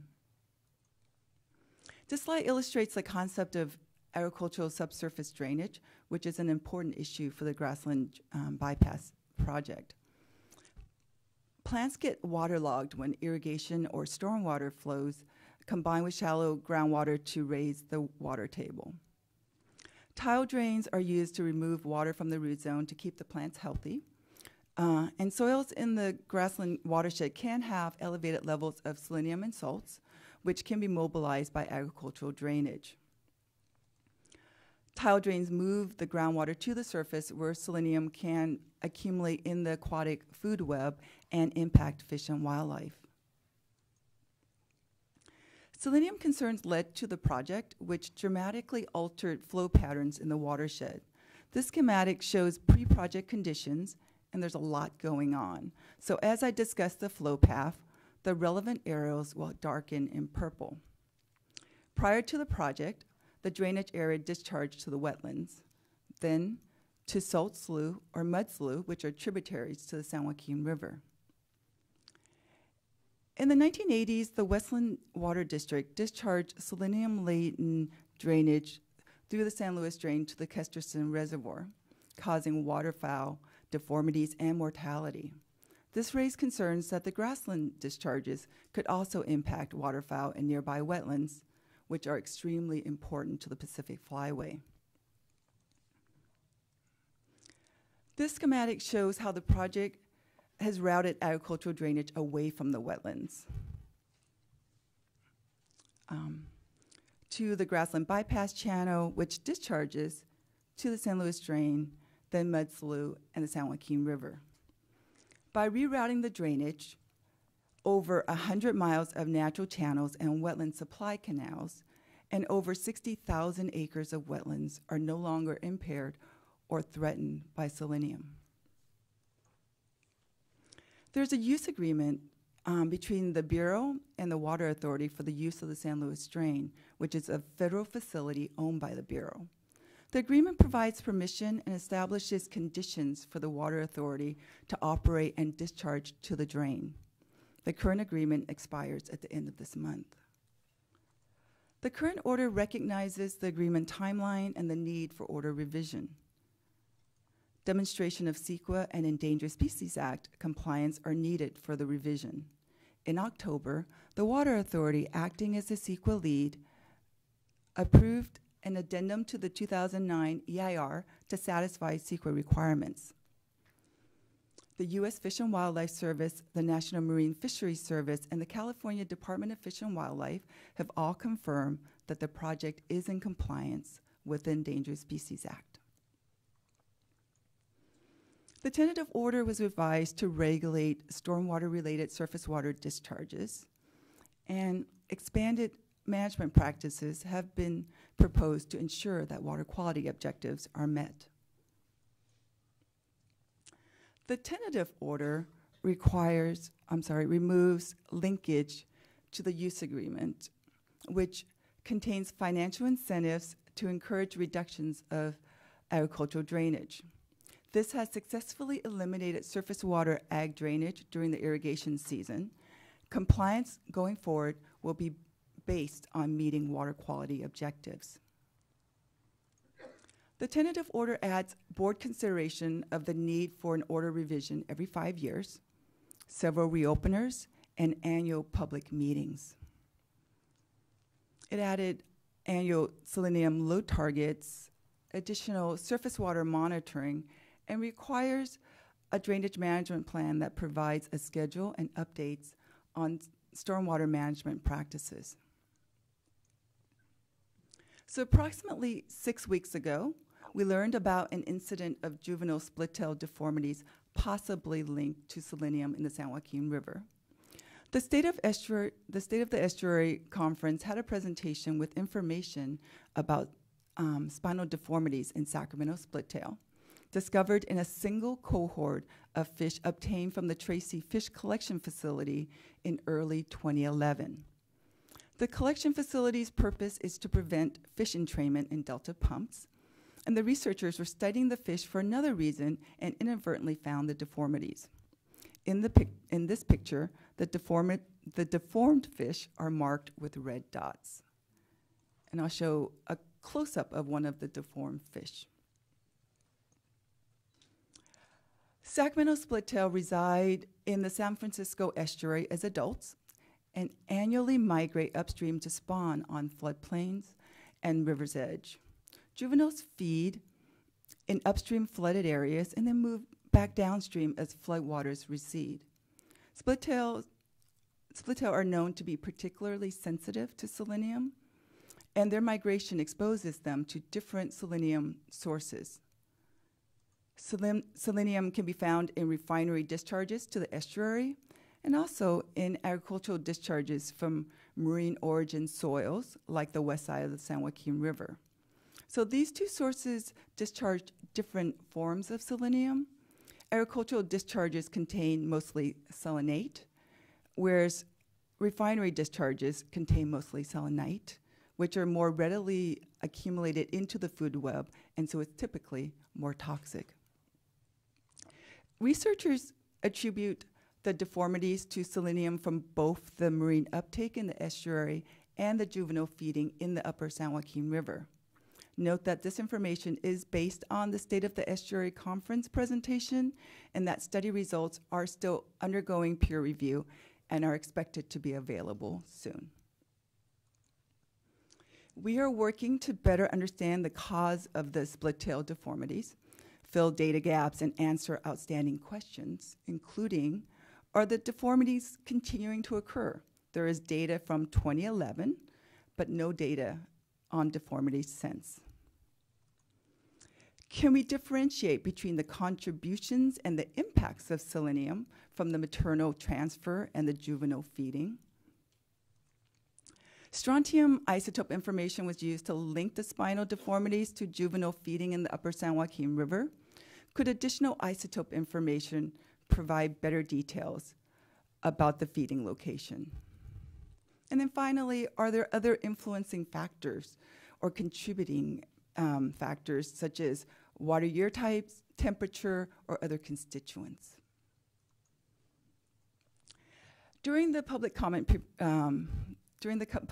period, 7 comment letters were received, 4 from environmental interest groups who raised numerous issues, mostly related to selenium and legal concerns. 3 letters were from municipalities and drinking water providers, primarily focused on salinity concerns.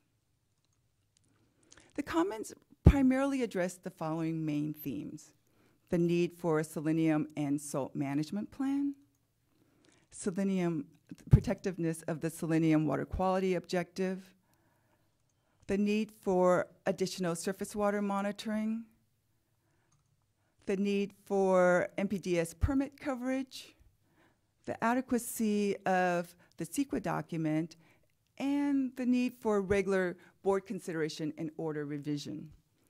We'll now discuss each of these themes in more detail.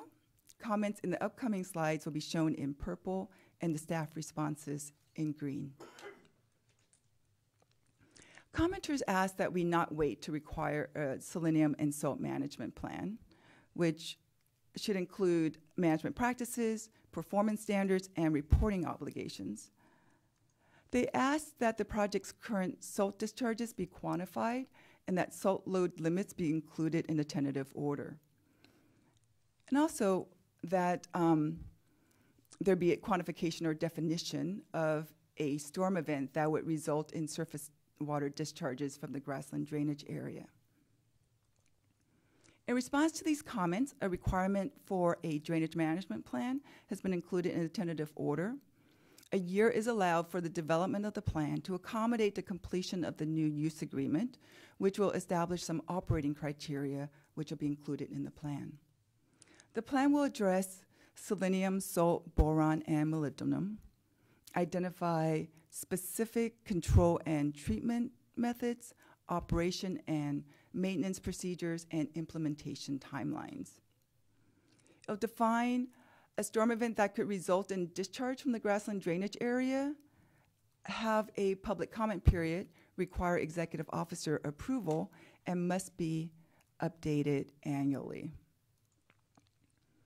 Commenters also questioned whether the current selenium water quality objectives for Mud Slough and San Joaquin River are protective of beneficial uses.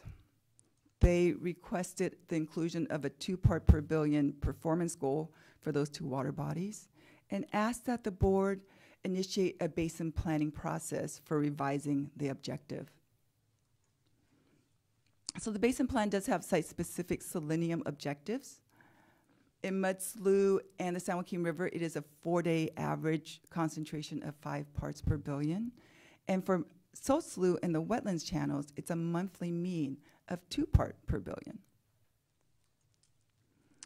So sensitivity of the beneficial use was considered when the 2 part per billion objective was adopted for wetlands channels in the basin plan, along with the acknowledgement that the lower objective cannot be achieved without removal of agricultural drainage. So the project has not discharged agricultural drainage during the irrigation season since 2015, and the dischargers will implement enhanced practices to protect the wetlands channels during storm events and to meet the water quality objective. Also, language has been added to reopen the order if scientific evidence indicates that beneficial uses are not protected. So if we have information demonstrating that a lower selenium limit is needed to protect beneficial uses, the order can be reopened to regulate to that lower limit as we work through the process of developing new water quality objectives. Commenters expressed concern that historical reductions in water quality and biological monitoring were not justified. They asked for year-round monitoring in Salt Slough and the wetlands channels, daily monitoring of electrical connectivity during storm events, and weekly monitoring for flow, selenium, and salinity in Salt Slough and Mud Slough upstream of the drain. So in response to the comments, additional monitoring is proposed in the tentative order. The slide shows existing and proposed monitoring locations. For orientation, the blue triangle shows the flow pattern from the Grassland bypass channel to the San Luis drain, then Mud Slough and the San Joaquin River. The order requires year-round monitoring to assess compliance at the locations in yellow. Seasonal monitoring is required at the blue locations when storms may overwhelm the bypass channel and divert commingled flows to the wetlands. New year-round monitoring is proposed at the pink locations at the San Joaquin River upstream of the confluence with the Mud Slough and at the drain near the discharge from the Grassland channel. The West Side San Joaquin Coalition conducts year-round monitoring in Mud Slough upstream of the drain and in Salt Slough.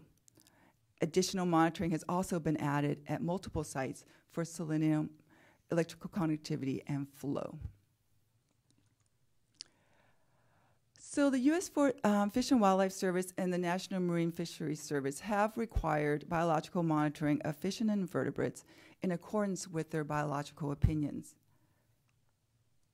As suggested by the National Marine Fisheries Service, the dischargers are moving from a biological monitoring approach to a water chemistry monitoring approach, mostly to provide site-specific data to enter into a USGS selenium ecosystem model. And at the reuse area, there will be continued bird hazing and monitoring, which includes surveys of nesting outcomes and selenium and boron contents of eggs. Monitoring is required at all relevant historical water quality sites by either the tentative order or the West Side San Joaquin Coalition's waste discharge requirements. So the sites include Salt Slough and the wetlands channels, Mud Slough up and downstream of the San Luis drain, the San Joaquin River up and downstream of the confluence with Mud Slough, and the San Luis drain after the discharge from the Grassland bypass channel and at the terminus to Mud Slough. Finally, a reopener has been added to address the need for additional monitoring if it arises. Commenters assert that an NPDES permit is needed because The agricultural discharges are commingled with stormwater, and they highlight that in September, the Ninth Circuit Court of Appeals issued a ruling that reversed and remanded for district court to reconsider claims related to the need for the project to obtain an NPDES permit. The court held that to qualify for an NPDES exemption, discharges must be entirely return flows related to crop production. So the tentative order only permits discharges related to crop production and protects beneficial uses just like an NPDES permit. If a final court decision indicates additional permitting is needed, we will begin the appropriate permitting process. Commenters questioned the adequacy of the addendum to the 2009 EIR-EIS used to satisfy the CEQA requirements for the project. They believe that a supplemental EIR is needed that includes comprehensive cumulative effects analysis. So in October, the Water Authority, acting as the lead agency for CEQA, approved an addendum to the 2009 EIR-EIS.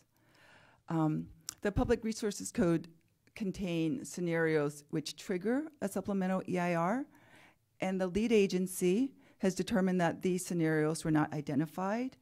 And since the addendum has been challenged, the board must presume that the addendum comports with CEQA and that comports with CEQA and is valid as we make our determinations and findings. Commenters expressed concern that about the order term and wanted to make sure that the board reconsiders the order prior to the 2045 end date of the long-term stormwater management plan. They also asked for a reopener at least every 5 years to address information about the split-tailed deformities, the selenium objectives, and the outcome of the NPDES permitting decision. So in response, the tentative order includes a new requirement for staff to provide project updates to the board every 5 years, starting in 2024. Updates will include project compliance status, any new information needed, so the board can determine whether the order needs to be revised. There are also several new reopeners, specifically to address the final court decision regarding the NPDES permitting, new scientific evidence necessitating revisions such as additional information on the split-tailed deformities, biological monitoring needs, and the end date for the long-term stormwater management plan. And this is in addition to existing reopeners addressing changes in regulations, the project, or ownership. So the board members should have a packet of late comments. Last week, we received a letter from several Stockton organizations concerned with environmental justice. These comments noted that selenium can impact fish, birds, and people reliant on subsistence fishing, and requested that the tentative order not be adopted until there's a new EIR evaluating environmental justice and downstream cumulative impacts. So concerns raised in these comments were generally addressed in staff's earlier responses. And I want to just note that about 50 comment emails, maybe a little bit more now, have been received the last couple of days from concerned citizens I think all opposed to adoption of the tentative order. And again, concerns raised in those most recent comments were generally addressed in our staff's earlier responses.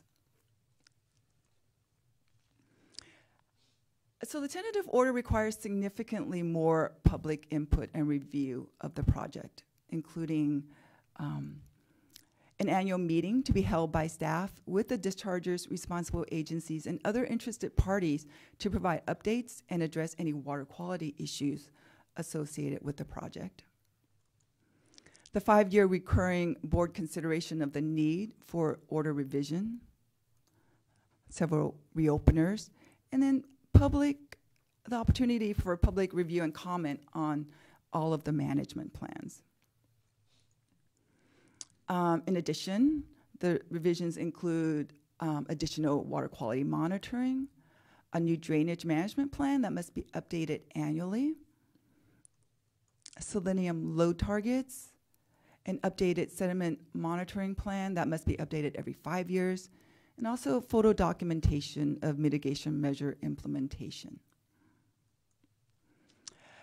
Given that the Grassland Bypass project has demonstrated significant water quality and habitat improvements, and the revisions include expanded practices to mitigate impacts from stormwater discharges, additional opportunities for board consideration and public engagement, and additional surface water monitoring, staff recommends adoption of the revisions for the project's surface water order. At this time, I'd like to submit this presentation, the agenda package, and the associated files into the record. This concludes the presentation. Staff are available to answer any questions you may have. Questions from board members? Comments? Hi, Sue. I guess I have a question on what you would anticipate the timing be for the court decision on the NIPD's permit. Do you have any sense of that? I'll let Jessica answer it, but you know, I know, I think it's been going on for about 6 or 7 years now, minimum. Yeah, so the Ninth Circuit Court of Appeals remanded it back to the trial court. I would assume that process will take at least a year to get back through the trial court, and then there's always appeals after that. So I wouldn't expect a quick resolution. Sounds like a continuous loop to me. Well, given what we know, do we have any insight on whether or not after the appeals we would likely be required to do the NPDES? Do we have any read?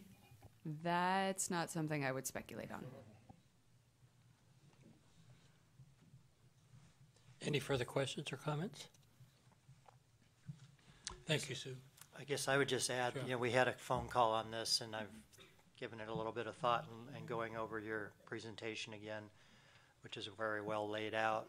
It seems like the board has taken a lot of the comments that were made earlier into consideration and added additional monitoring and a lot of additional reopeners for a variety of issues. So, you know, I'm inclined to agree with your recommendation at this point.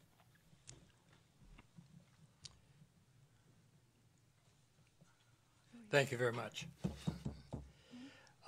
We'll move next to the to testimony from the San Luis and Delta Mendota Water Authority.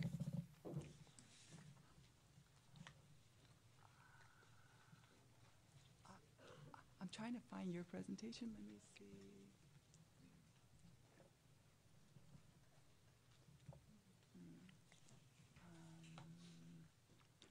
I'm sorry, guys.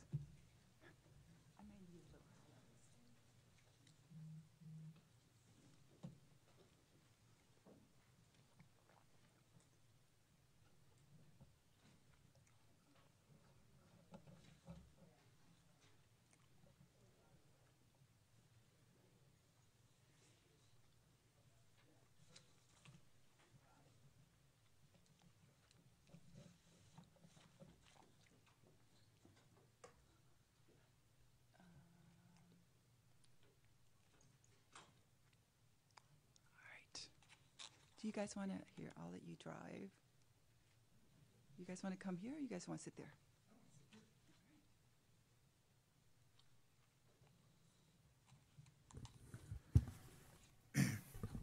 All right. Chair Longley, members of the board, my name is David Corey, a farmer within the Grassland drainage area. And I'm Joe McGann with Summers Engineering, longtime drainage coordinator for the Grassland Bypass Project. Let me hope I can figure out how to change these slides. Yeah. So we're going to give a very brief summary of our presentation. We gave a presentation at the workshop back in August. I know some of you were here, maybe not all of you. The staff did an excellent presentation of the outline of the project, and I know there's a lot of other folks who want to speak. So we will give a short presentation.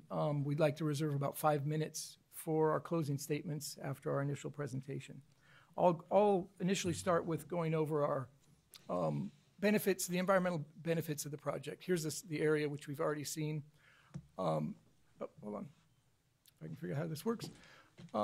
This is an example of when we when we changed our discharges from the historic grassland channels into the Grassland Bypass project and eliminated those flows in those grassland channels, we got immediate benefits in terms of reductions in selenium concentrations in those wetland channels similar to these. This is really an example of what those numbers are, but dramatic reductions in selenium in those channels because we took the drain water out of there. This is a slide that looks at our annual selenium loads that have been discharged out of the bypass project from the beginning of the project through today. And you look at, originally we were up to 10,000 pounds, and we've gradually reduced that over time to down in the 100-pound range depending on the water year types. As you can see, we've dramatically reduced those selenium loads by over 90%. I think it's something like 96% in that approximately on an annual load basis to the San Joaquin River. We've always operated this project in a way to minimize those loads as much as possible. If you look at these different load targets, you can see the different colors correspond with the different water year types in the later years. We've always gone as far below those numbers as possible just to show that we've done everything we can do to minimize those discharges, and we'll continue to do that going forward. This has not been done without significant expense. We've invested hundreds of millions of dollars in this project to implement the reuse area and all the projects that got us to these benefits and these load reductions. And we're spending millions of dollars a year in O&M to maintain this project. The farm that I farm on and all the farms within the drainage area are spending on direct regulatory costs $50 an acre to maintain this project. So this is not inexpensive at all. It's a huge effort. A lot of work has gone into it, but we have impressive environmental benefits associated with it. These are the salt load reductions similar to the selenium loads of 83%. Here we have just an example of Vernalis water quality objectives. These slides are really showing you the benefits and the downward slope of selenium at Vernalis. These go down in the later years of sampling at Vernalis are really below 2 consistently. A lot of the samples have been non-detect, and actually in the later years they stopped sampling at Vernalis because it just was so far below the objective and we had so many non-detects that they didn't continue in the samples there. But we did continue sampling at Crow's Landing, which is the compliance point for the TMDL. These are monthly averages. This isn't directly correspond to a 4-day average, but these are monthly averages. And it shows you the environmental benefits at Crow's Landing, which is the San Joaquin River immediately downstream of the Merced River confluence. You can see at the start of the project, we were regularly above 10, and now in the later years, we're below 2, and I think it's been several years since I think we've been above 2 at that site. This is another looking at the same site, but these are daily composite samples, so this is actually, the daily samples. If you looked at a 4-day, they would probably come down a little bit from this, but you can see in the later years, we're well below 2 in most of the time, and a lot of times at non-detect. So major improvements in water quality in the San Joaquin River directly associated with this project. Feel free to interrupt me. I'm trying to go fast, but these are Winkley Graham samples at China Island, which is San Joaquin River above the Merced River. So there's less flow there. These concentrations are a little bit higher, but they're still all below the 5 part per billion objective. These are weekly grab samples. So they would, expect to get those peaks. And you can see it's been coming down, and in recent years, it's been below 2 even there. So again, major improvements in water quality. This is Mud Slough, where we still haven't met the objective kicks in at the beginning of the year. We still have had some exceedances during storm events above that 5 number.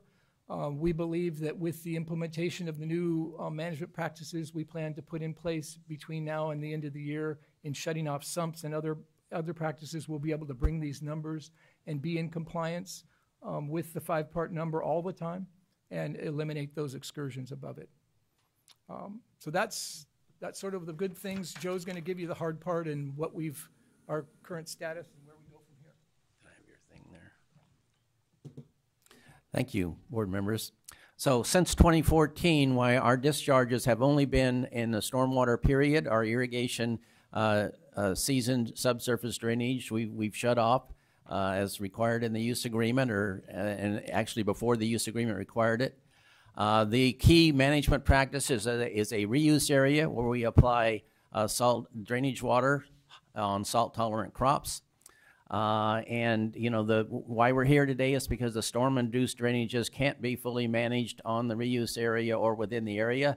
Stormwater flows downhill, and so what we're here today to propose a way to manage that. One of the requirements in the tentative order is to a trigger mechanism. You know, how do we decide when we're going to discharge stormwater?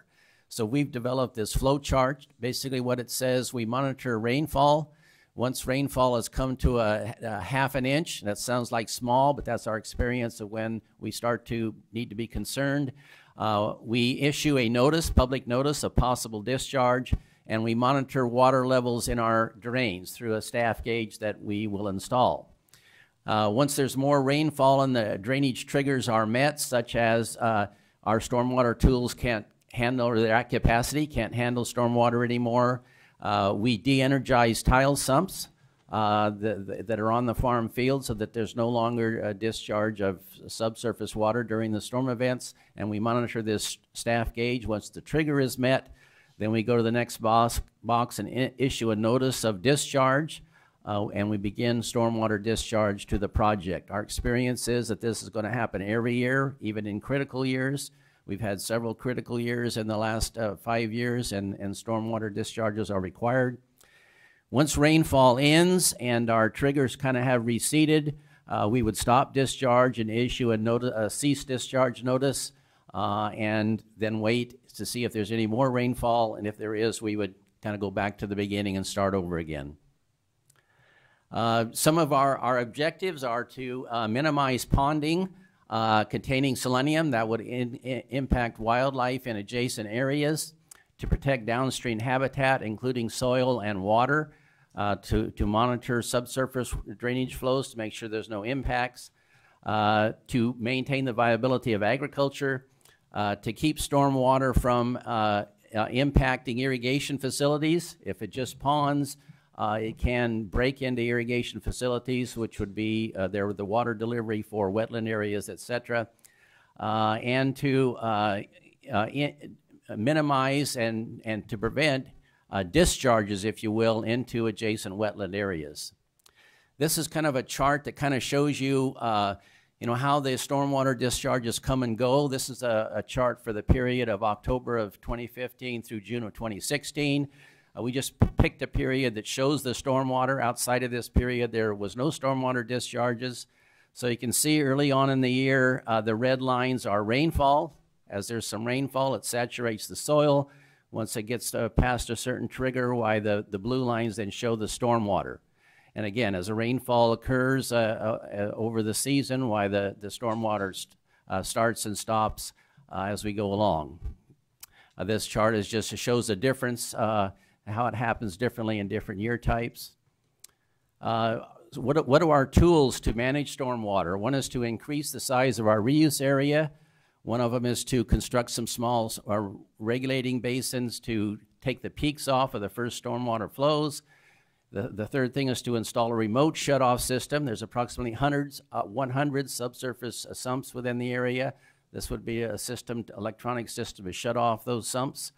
And to continue existing management efforts. Quickly, this is mud slough at downstream of the discharge from the San Luis drain. And so what we're trying to show here is how we've been meeting or compared to the water quality objectives. So the blue lines are the actual flow of water coming out the San Luis drain. The peaks reflect stormwater discharges. The red triangles are the selenium concentration in mud slough. You'll notice there's a couple points above the 5 part per billion objective. As Dave mentioned, our analysis shows our management practice will be able to meet it come December 31 when it kicks in. This is just a different time period. More recently, that also has had a couple exceedances, but for the most part, well below the 5.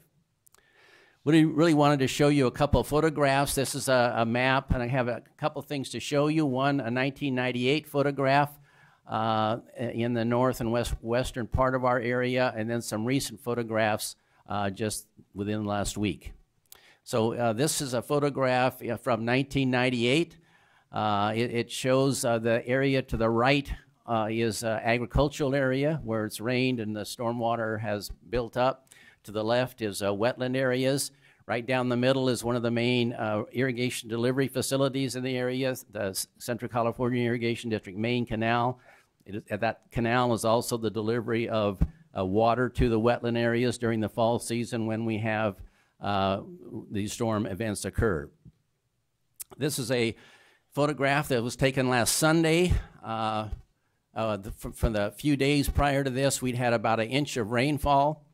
So you can see the ponding that occurred. To the right of this photograph is our main drain that conveys water to the Grassland Bypass Project. You can't really see it because it's inundated, and you can see local stormwater is actually flowing over the road into the drain.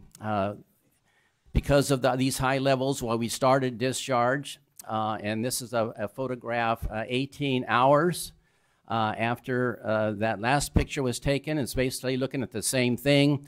On the left is the main drain that the other photo was of. The second canal from the left is also a drain. The bigger looking canal is the CCID main canal. Again, irrigation delivery canal. We're trying to, because of this stormwater project, we could prevent impacts, breaching the levee, if you will, of the canal. And the one to the right is also an irrigation canal. So that kind of gives a good summary. Yeah, so to try and have a little bit of time for closing statements, I wanted to just bring you back to this example of what happens when water ponds on the large scale across the area. The real sort of core of this decision in front of the board today is when it rains after January 1st of 2020, what's going to happen to this water? Is it going to continue to be discharged through the bypass project to the San Joaquin River, avoiding the wetland sensitive areas as it historically had been done and being regulated and controlled under those regulatory permits in the WDR? Or are we going to have uncontrolled ponding? Because we can't prevent it from raining. When the rain falls, it's going to flow downhill, and we're going to either discharge it or we're going to end up with ponding. And that's true whether or not we're farming or not. That's just the hydraulics, the reality out there. So with that, we'll reserve the rest of our time for closing statements if we can. Unless you have questions, we can answer any questions. I think we've seen this picture before.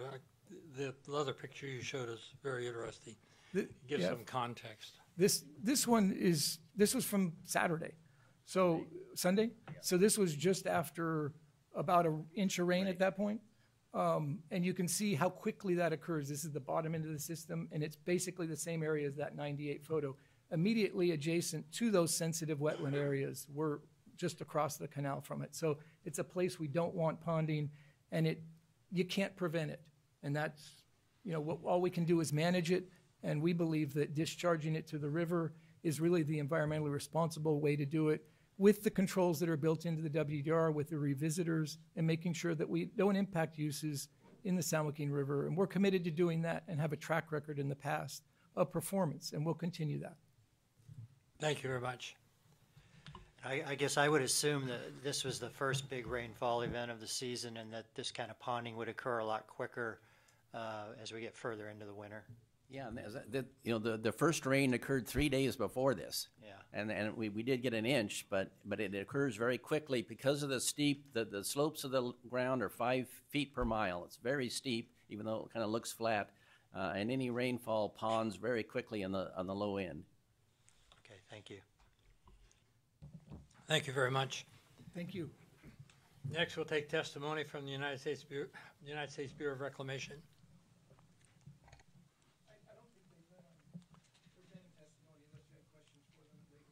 Okay, thank you. We'll move on then to the Tribal and Environmental Justice Panel. And if I could, Dr. Longley, it's been brought to my attention that there's a misunderstanding in giving the oath. Anybody who's testifying should take the oath, so if you would like to re-administer it, we can take care of that. Certainly. For anybody who has not taken the oath, please, and it's going to be testifying, please stand. Raise your right hand. Repeat after me. Do you swear the testimony you're about to give is the truth? If so, answer, I do. Thank you very much. And we've been somewhat lax in asking folks of whether or not they've taken the oath. I know Joe and David took it, but very good. We're ready for the panel. You'll come forward.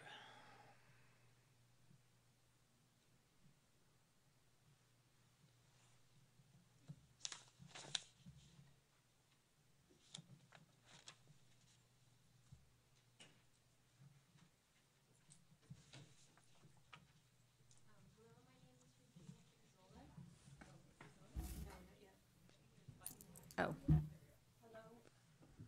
Hello? Okay. Yes, go Hi, ahead. my name's Regina Chicazola, and I wanted to thank the staff, first of all, for organizing the panel and just let you know that a lot of the environmental justice testimony today, people who wanted to speak have decided to go during the public comment period because of the limited time of this panel. So I just wanted to let you know that. So a lot of the environmental justice people from Stockton will actually be talking later on, and we're going to start with Tom Stokely with that said. Thank you. I'm Tom Stokely, representing 3 of the plaintiffs in the case challenging the lack of the NPDES permit, Pacific Coast Federation of Fishermen's Associations, Institute for Fisheries Resources, and California Sport Fishing Protection Alliance. We also did file a CEQA lawsuit challenging the EIR addendum in Merced Superior Court November 12th. I urge you not to adopt the proposed order because you basically have the cart before the horse. There's no federal use agreement. There's no NEPA or ESA compliance. The biological monitoring is waiting until the federal NEPA documents are complete. You have deferred mitigation in putting off the drainage management plan until 2020 instead of being part of this package. I might add also that the CEQA addendum prepared by the San Luis Delta Mendota Water Authority does not qualify for an addendum.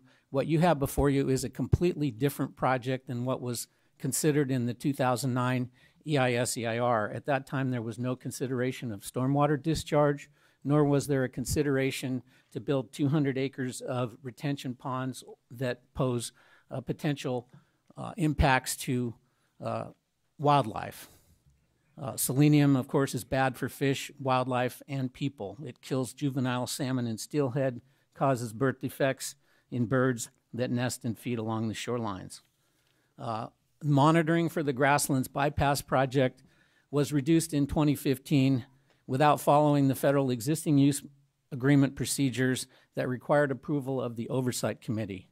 Thus, they violated the use agreement and failed to accurately disclose the impacts from reported and unreported discharges.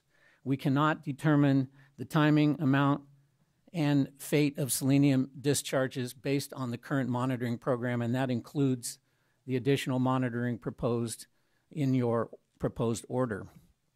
The $67 million demonstration treatment plant that was talked up so much in the past and in 2009 when I was here before you failed. An Inspector General report found it failed to meet required performance standards and will likely not meet them. Collecting stormwater from outside the San Luis service area is not authorized by Congress under the San Luis Act.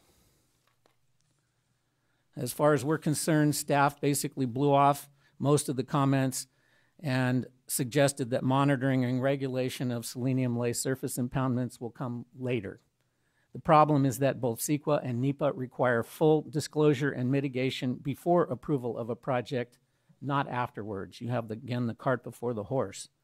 Land retirement was never considered, but the San Luis Drainage Feature Reevaluation, EIS, that the Bureau of Reclamation prepared showed that the land retirement was the alternative that was the only one that was cost effective, not even counting the water and power subsidies to some of these contractors. While you claim that you cannot dictate methods of meeting water quality, you could do a better job of regulating and monitoring those discharges and that might facilitate land retirement. Instead, you've offered another 25-year get-out-of-jail-free card, similar to CV salts. There was no public trust balancing for consideration of this project, and I might add that California Sport Fishing Protection Alliance, California Water Impact Network, and Aqua Alliance have an active lawsuit against the state board for violating the public trust in a pattern and practice lawsuit, and that goes to trial in May. That may have bearing on this as well. In addition, the Selenium water quality objectives are not protective of aquatic life, even at the 2 parts per billion. You blew off the need for an NPDES permit until later. It violates the Federal Clean Water Act.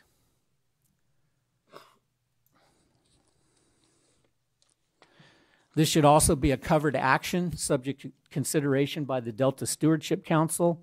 The project discharges pollutants to the Delta that harm its fish and wildlife, and therefore will have a significant negative impact on the achievement of the Delta Reform Act's co-equal goals to restore and protect fish and wildlife resources.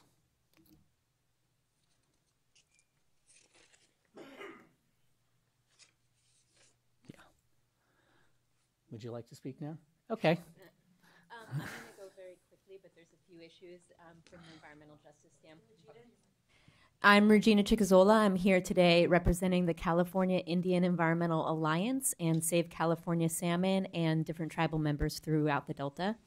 And I also wanted to bring up the fact that the source water from this area comes from the Trinity River, and so environmental justice communities are being impacted by the actions of Delta Mendota through this and the San Luis unit, from the diversions all the way to the outfall. And this is an unreasonable use of water, and it's an unreasonable discharge.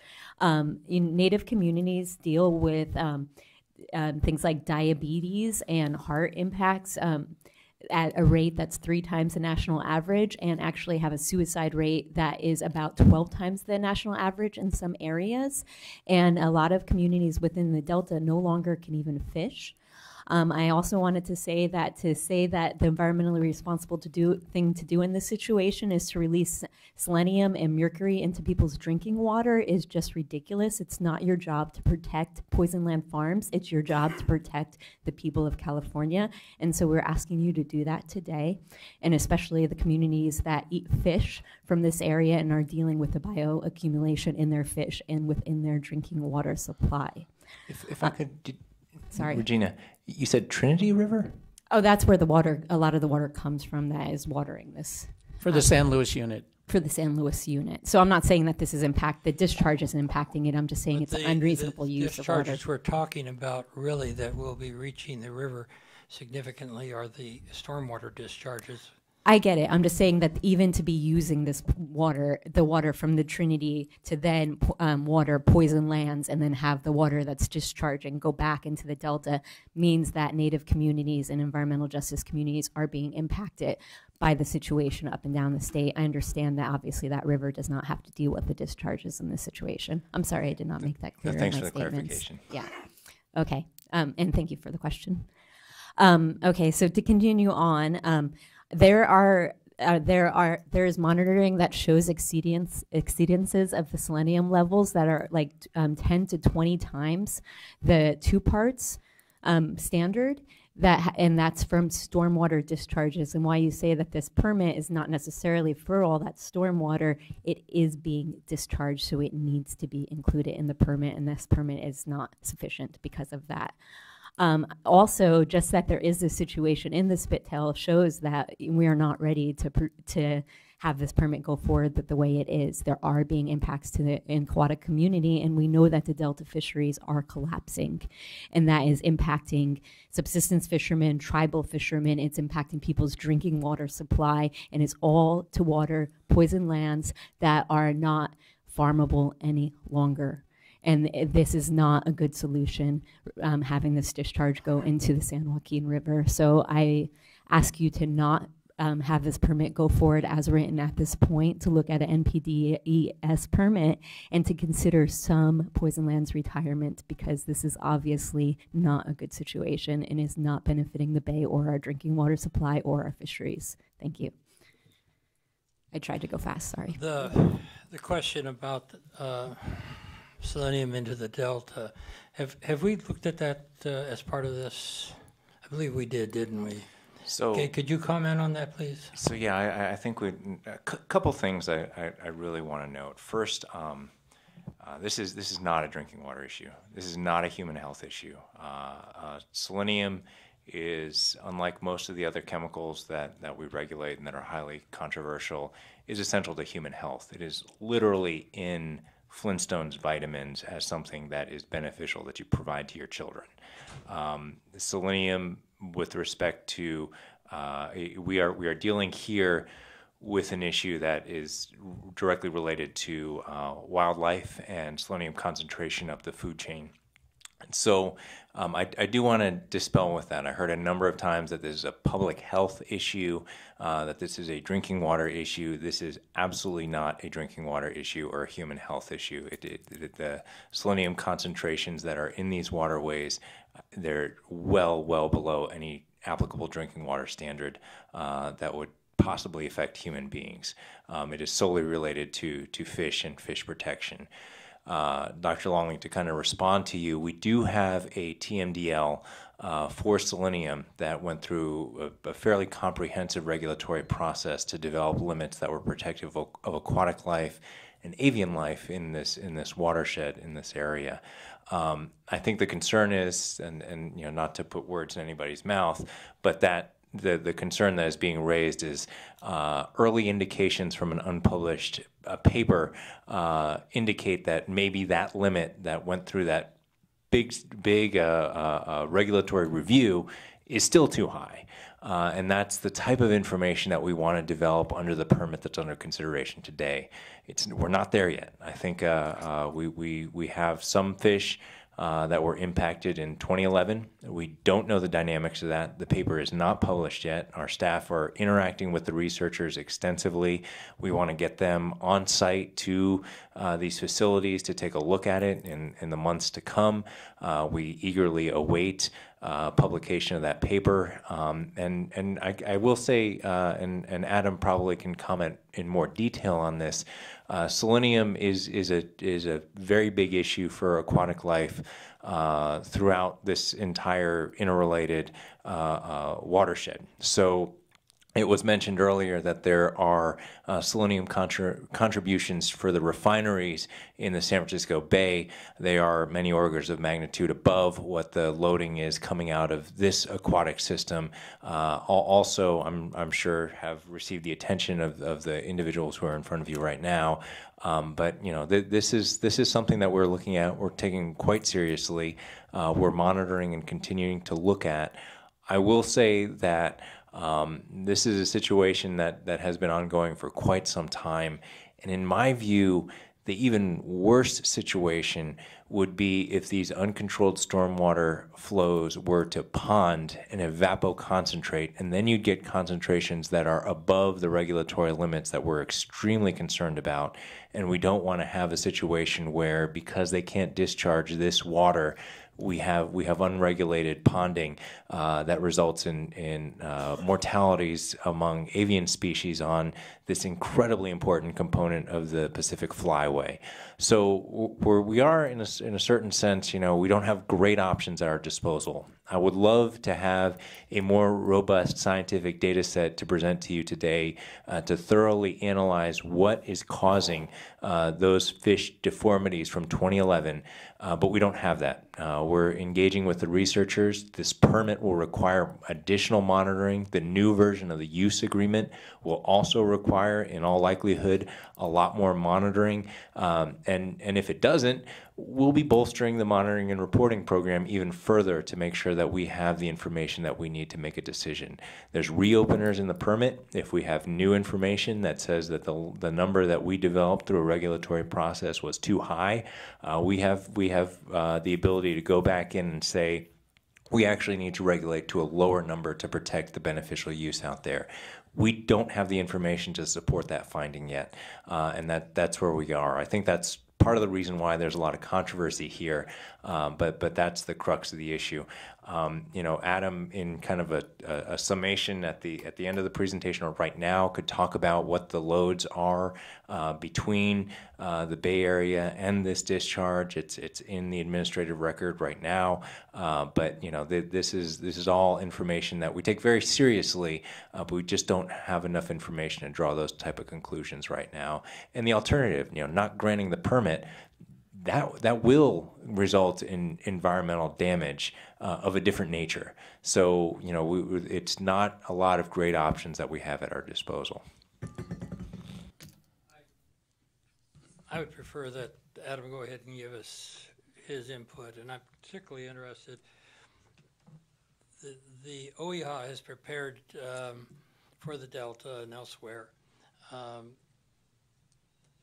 a summation, if you will, of what fish are impacted by mercury, certainly, but by other chemicals, and to what degree does selenium show up in that, and what kind, how many of these fish would you have to eat, or how many grams would you have to eat to have an impact? I do have a couple slides that I can quickly go through if you'd like. Let's do that. Okay, so I can touch on the human health and also on some of the kind of greater estuary questions that have come up. Let's see here.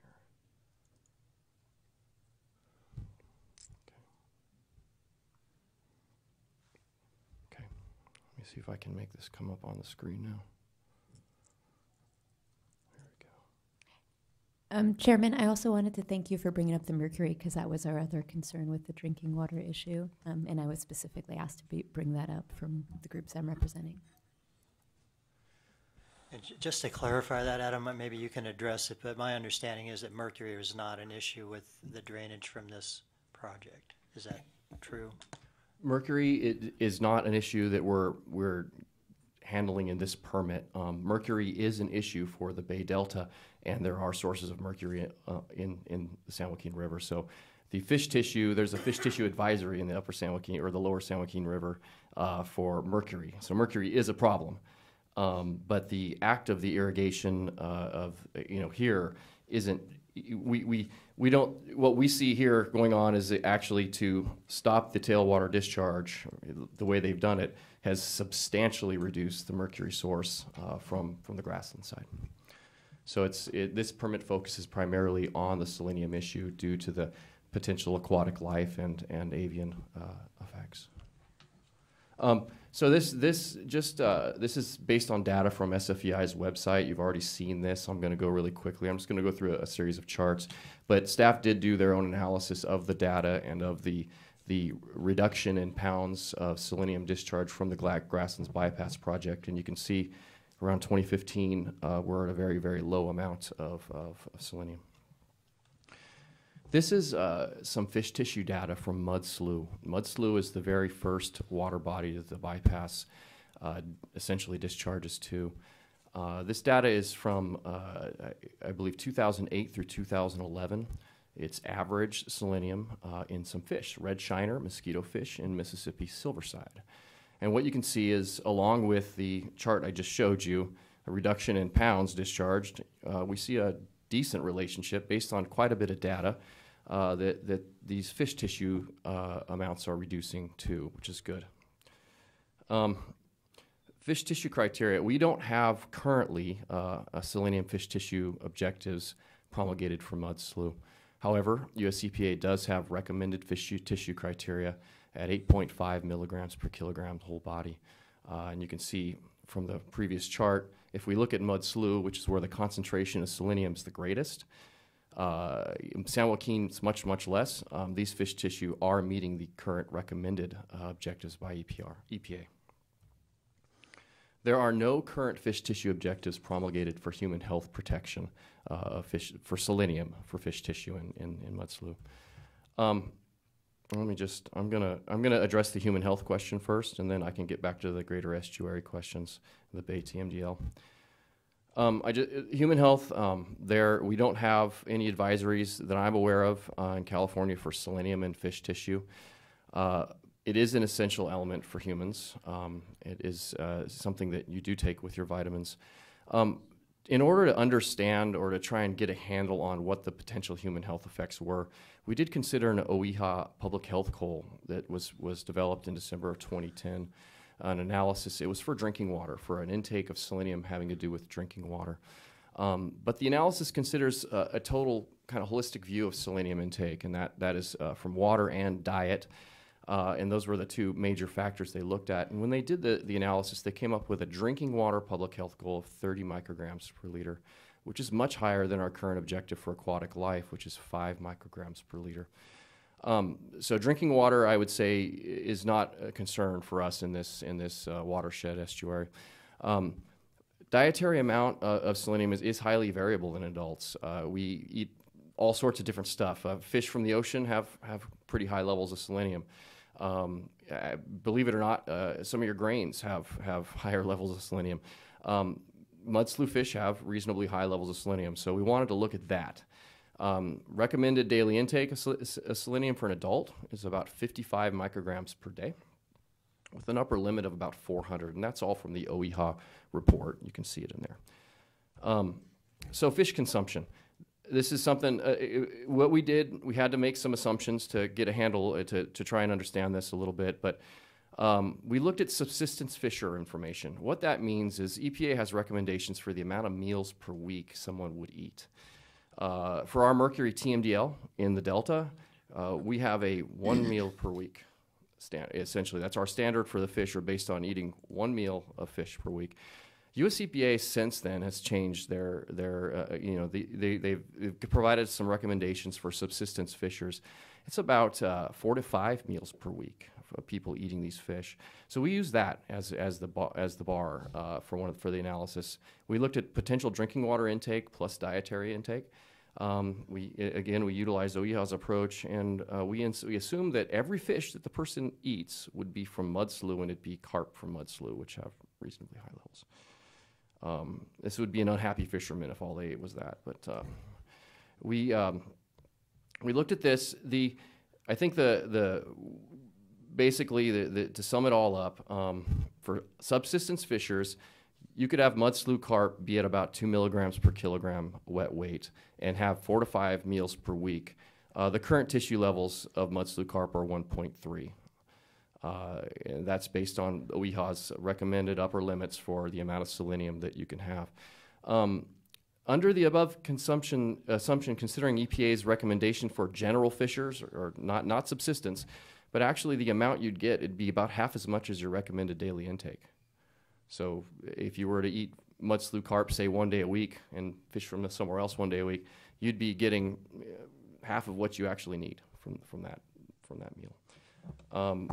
From this, we consider the aquatic life beneficial use a much more sensitive beneficial use. Well, I was getting to what I was going to ask.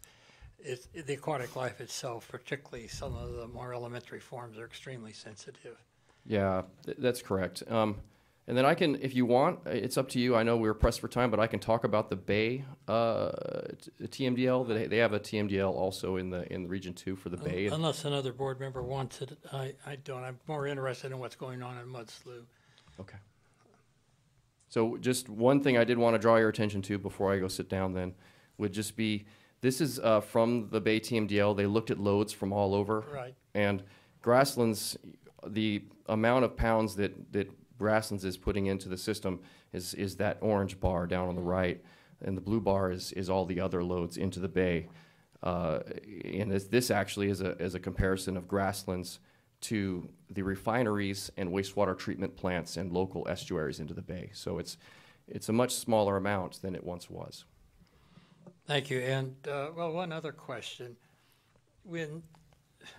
before agriculture, when we did have rainstorms, big rainstorms, the Panoche fan formed simply because of selenium being washed off from the primary selenium sources. Am I correct? that are located in the Coast Range? That would be a great question for Mr. Clay Rogers, our geologist here. Okay. My understanding of the geology is that it is naturally occurring, and the selenium in the area it's there. It's not like we're importing it with Yeah. agricultural water. Right, okay. It's there. Yeah, thank you. Any further questions or comments?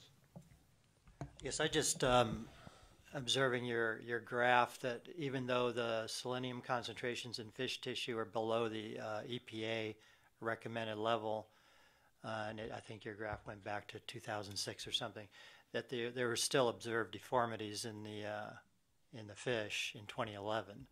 So I guess what I'm observing here is this is a work in progress. It seems like there's still analysis going on, and there's lawsuits pending. Yes, I think what's important, that is mud slough fish tissue data that I presented. We don't know right now where the cohort of the deformed fish actually spent their time. We know based on reasonably good information that they spent their time in the San Joaquin River estuary, but we don't have a sense, and we also know that the maternal side came from the bay, which is also selenium consideration. So I think the like you said, it's a work in progress. We need to ask the question of, okay, why did this happen, and is it continuing to happen? And that's my first question. Is it continuing? Because if it's continuing, that's one thing. If it was a once off, then that's another thing altogether that we would have liked to have known a lot sooner, because we could have done some more work closer to the event. Thank you very much. You still have some time left, or no, you don't. But I'll give you a couple of minutes if you'd like to reply to the data that's been shown.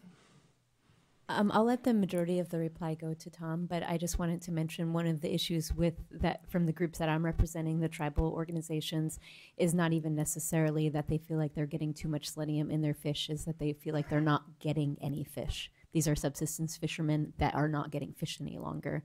And the cumulative impacts from all this agricultural drain waste and the impacts from the selenium and things like that are part of the reason they're not getting the fish, as this board knows. So please also consider that. Like, the impacts to the fish are the impacts to the people, because the people need the fish to eat. Thank you. And I'll let Tom talk about technical issues. Thank you. I just wanted to say that expanding the reuse area does not solve the problem. It's creating a groundwater hotspot for selenium, salt, and other contaminants, and you're basically allowing another 25 years for this. The reuse area is basically kind of like, gee, this is great because it's reducing the output of drainage water that's contaminated into mud slough, but you're putting it into the ground, and you have not solved the problem by using the reuse area. Thank you very much. We'll move on to the next panel, the Contra Costa Agencies and Bay Institute panel.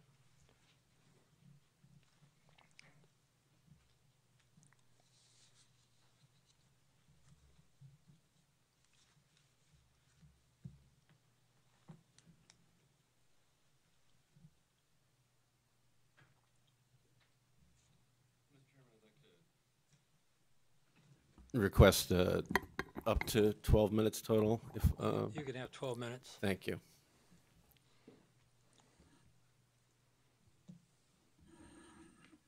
Great. Mr.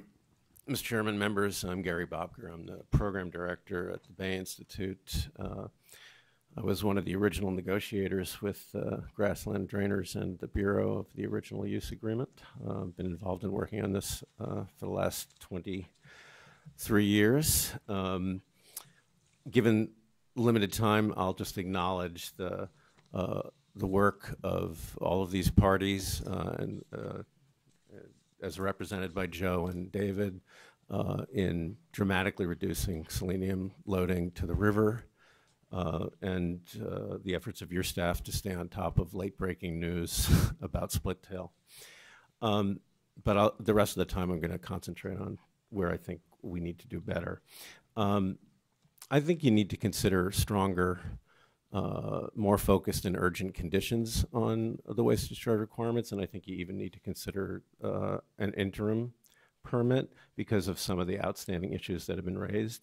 I'll go through a couple real quick. The first is that the permit right now would allow for the discharge of subsurface agricultural drainage if the water quality objectives are being met. And this seems to actually to be a step backwards. You know, a lot of effort's been put into a series of agreements over the years that have resulted in the elimination of those discharges, except, you know, and really only we're at the point where storm events are the only problem. And that needs to be, I think, incorporated into the waste discharge requirement so that we don't backslide, we don't move backward. We're in a pretty good place where we've gotten to where we can eliminate those discharges. So we either need to prohibit them completely, or we need to wait for the use agreement to see whether they're going to do that through the use agreement, which unfortunately we don't have yet. Secondly, you know, we spent a lot of time on this project working to protect the sensitive wetlands, and that was an important goal. But it's time now to consider impacts to the river. Even without the issue of the split tail, there is overwhelming evidence that 5 parts per billion is just not protective for aquatic life. As a matter of fact, I'd say that you'd have to make the argument about why anything over 2 parts per billion would be considered protective for aquatic life, and 2 parts per billion, based on the literature that I've reviewed, is at the upper limit of what's protective for aquatic life. You know, the river has taken impacts, you know, we've reduced selenium, but it's still a higher load than I think is justified and I'd like to see, and it's time for us to provide equal protection to the river as we have for the wetlands. And so while you can't revise the objective and the waste discharge requirement, I would suggest that it's important for you to start considering really reevaluating that objective in parallel with moving forward with the next phase of this project and looking at whether you need to revise that standard and to do that in a timely fashion. You know, finally, you know, from the general literature about selenium protection to the split tail issue, I think you can't just, I mean, I appreciate the staff's concern to kind of, okay, let's learn what's going on. And I also understand that this is one study that hasn't been published. It could be a one-off, or this could be a, you know, a very disturbing trend. We don't know, and I'm not going to overstate what the problem is. However, this could be indicative of a big problem. It could be a problem that's very much tied to storm events. This could be, you know, because of the nature of the 2011 event, you know, this could be something where storm events really, you get the perfect storm of, so to speak, of expanded habitat access, you know, high loading, and so this could be, this is actually could be quite a big problem, and we need to look at whether even short-term exceedances of, you know, or high values, spikes, are a problem. And for all those reasons, I think that, you know, we can deal with this in the WDARs, we can deal with it in the use agreement, but you know, until you have the use agreement in hand, until you've accumulated some of more of this knowledge, I think it's really, really important that you place greater conditions or even make an interim permit. And I'll pass it on to you on now.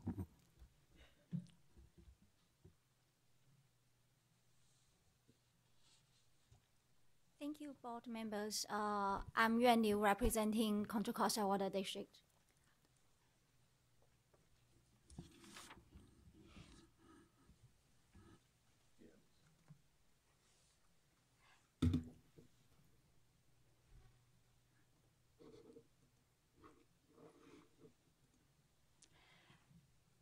My agency serves 500,000 customers in the Contra Costa County. We relied solely on the Sacramento and San Joaquin River Delta for water supply, which is downstream of the Grasslands bypass area. Our main concern is salt. Salt discharges into the San Joaquin River will impact water quality at our intakes. In the past 2 decades, my district has invested more than $1.5 billion in infrastructure so that we build this upstream reservoir and we can store high quality water into the reservoir when the delta water quality is good. And we can release this amount of water to meet our demand when delta water quality is not good.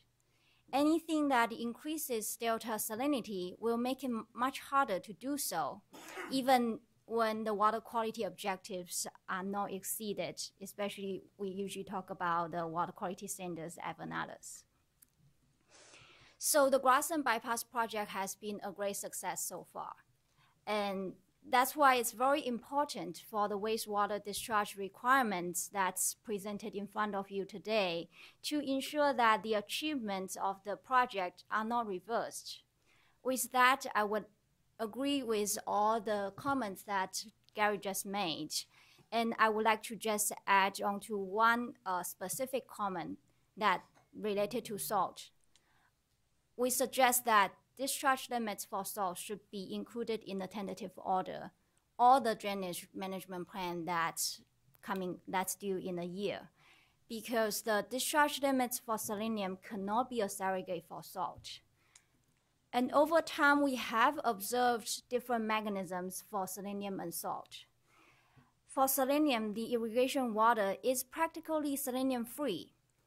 So the irrigation water would wash out the selenium that exists in the soil, and over time it reduces the amount of selenium on the land. Therefore, we also observed the reduced selenium concentration in the discharge water. On the other hand, salt has been continuously added to the land with irrigation activities. So over time, we observe salt accumulation on the land, and therefore we observe salt concentration increases in the discharge water that goes into the San Joaquin River. This could be backed up by monitoring data. Over the past 2 decades, we have observed selenium concentration decreasing over time, but on the other hand, salt accumulation and salinity increase has been observed, especially past 2014. Therefore, we request that the regulations for salt should be set up separately in this tentative order. In addition, I would like to add on that specifying discharge limits for salt in the tentative order is very consistent with CV salts and all the requirements coming with the CV salts. As mentioned by the staff, the Grasslands bypass area will also join CV salts, and assuming that they would choose the alternative permitting approach, that would still require them to maintain the discharge at the current level. And this level needs to be numerically defined in the tentative order. Thank you. Hold that slide there, please. I'd like to have a reply from staff why there's not numbers for salinity as being expressed by Ms. Yang. So we've got a couple things going on. First of all, the salinity loads have been decreasing, even though the concentrations have been increasing. It's kind of one of those trade-offs due to more efficient water use and to the operation of the project. In terms of the approach that's on the screen right now, I think it's, first of all, CV salts isn't through the Office of Administrative Law just yet. But I think that when we took a look at the permit, when we take a look at the baseline flows before project implementation, they were significantly higher in terms of salt loading, which is what CV salts is focused on, than what is coming out of the drainage today. So the board, if CV salts was in effect, the board would make a determination whether performance-based limits is what you look at would be appropriate based on historic conditions. The trend line is down significantly due to the operation of this project. So I think, my recommendation might not even be to include those limitations, because I don't think there's going to be backsliding to the way the conditions were before. I think it's entirely accurate that Selenium should not be used as a surrogate for salinity, but that said, the reductions in selenium due to the operation of the facility have resulted in dramatically reduced salt loads already at this facility. So CV salts is silent as to what the baseline would be. I think the baseline that we usually use for calculation is kind of a pre-project baseline. That is much, much higher than what they'd be discharging right now. So holding them to current levels, we see the operation of the facility as it's designed would be dramatically lower. That's really why we didn't put the salinity limits into the draft permit.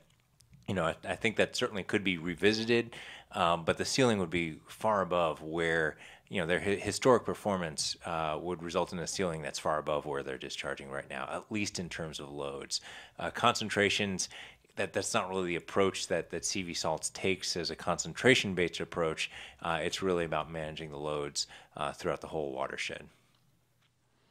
Questions, board members? Continue, please. This is my last slide, and I would like to respond either through load or through concentration, even though concentration would be preferred, would be our preference, but loads will work as well, but we would like to see some limit. And that concludes all my comments. Because you're faced with the secondary standards that you have to deal with, am I correct? Secondary drinking water standards for TDS. Yeah, sorry to interrupt. Because the load looking at an entire year, we are not looking at the load for every individual day, but we are pumping water to serve our customers. Our customers drink the water every day. They don't just experience the water quality as an average, they experience it every day. Thank you very much. Thank you. Good afternoon, Chair Longley. My name's Ryan Hernandez, and I'm with Contra Costa County. I manage their water agency, and I'll make my comments brief. I agree with what Gary Bobker of the Bay Institute and Yuan Lee has said. The county has been in the negotiation process alongside our partners for the last 30 years, and we do see this as a successful story about reducing the limits in salt and selenium. We meet with your staff, Sue and Ashley have been great. We've met with Dave and Joe, and we continue to be engaged, and we continue to watch the process as it unfolds. You know, I think what's unfortunate about this is that we don't have an approved use agreement, and that gives a lot of uncertainty to some of the things that were just discussed. And so as we move forward through the process, maybe I heard that someone from Reclamation might be here. If there's an update about that or where the use agreement stands at this time, that could be helpful information as you consider your decision today. So I think that concludes what I have to say. Thank you very much for your time. Thank you very much. Any questions? I would note that, you know, again, the complexity with these waste discharge requirements, because recall there's actually a couple that regulate the discharges from this area. We're looking at the surface water discharge. There's a separate one for the groundwater discharge, which has also got its complexities. But one of the reasons why it was my suggestion to continue forward with this item here today is because the existing waste discharge requirements, and I want to be clear about this, the existing waste discharge requirements reference the use agreement that expires in less than a month as a major tool for regulating this discharge. Once that use agreement goes away, the current WDRs don't have any teeth with respect to the use agreement requirements. We opted in this recent permit to essentially say we're not going to rely on a use agreement. We're going to put the teeth in the WDRs themselves directly. So that's one of the reasons why in January 1, these WDRs, if they're adopted today, would give us enforcement leverage over the project that we would lose once the use agreement expires January 1. We're to the current order to remain in place.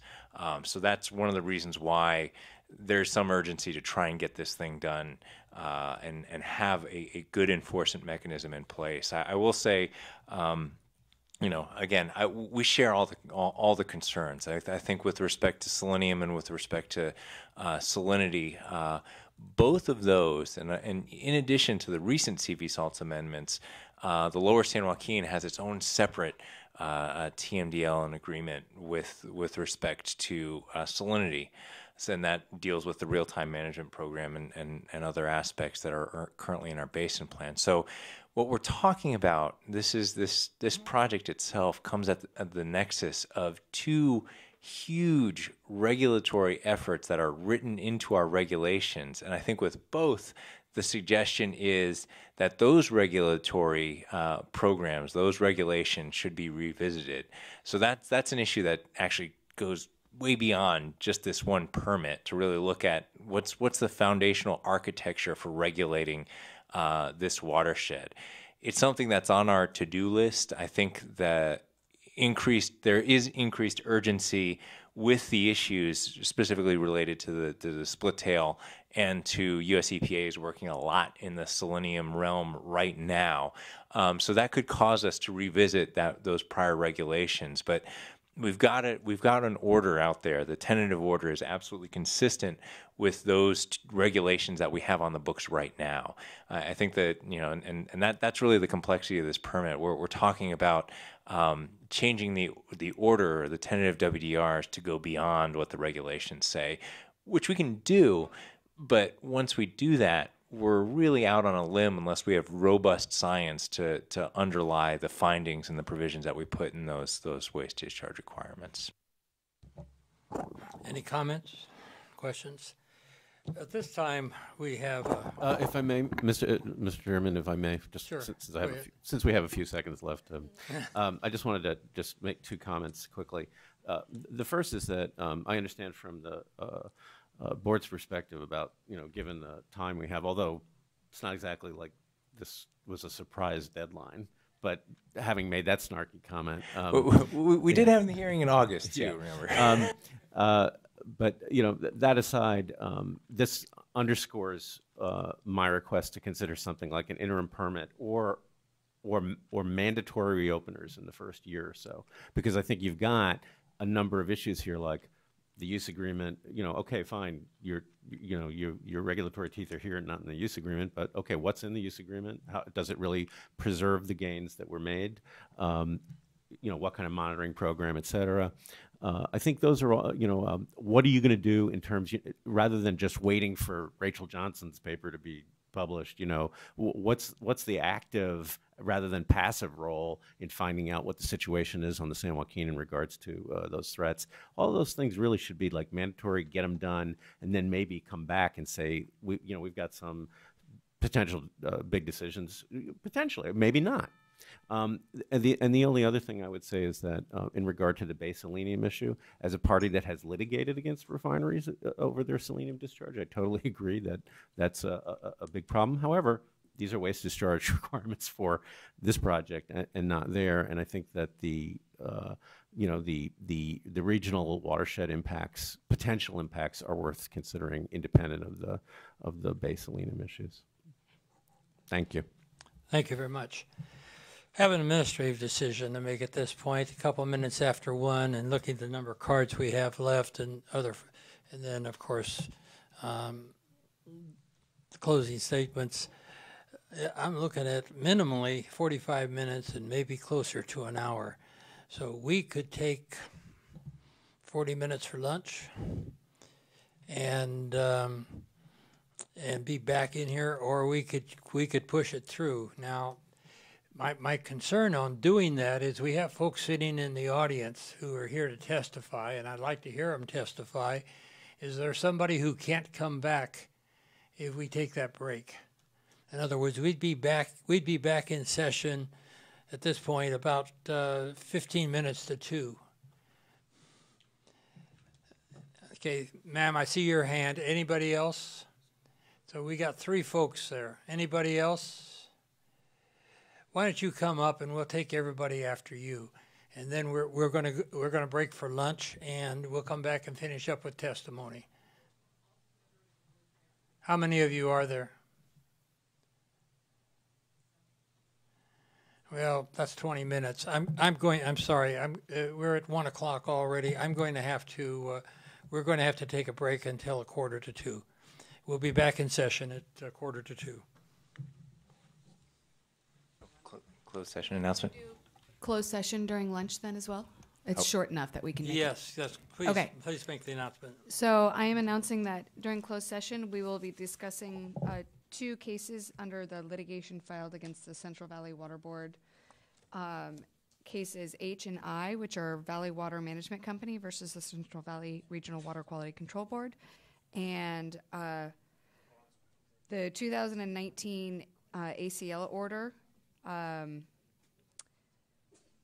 to 2 parties that I'm going to butcher their names.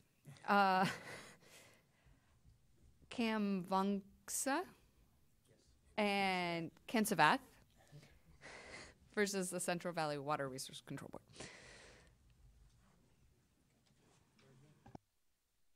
Very good. We are in recess until 1:45.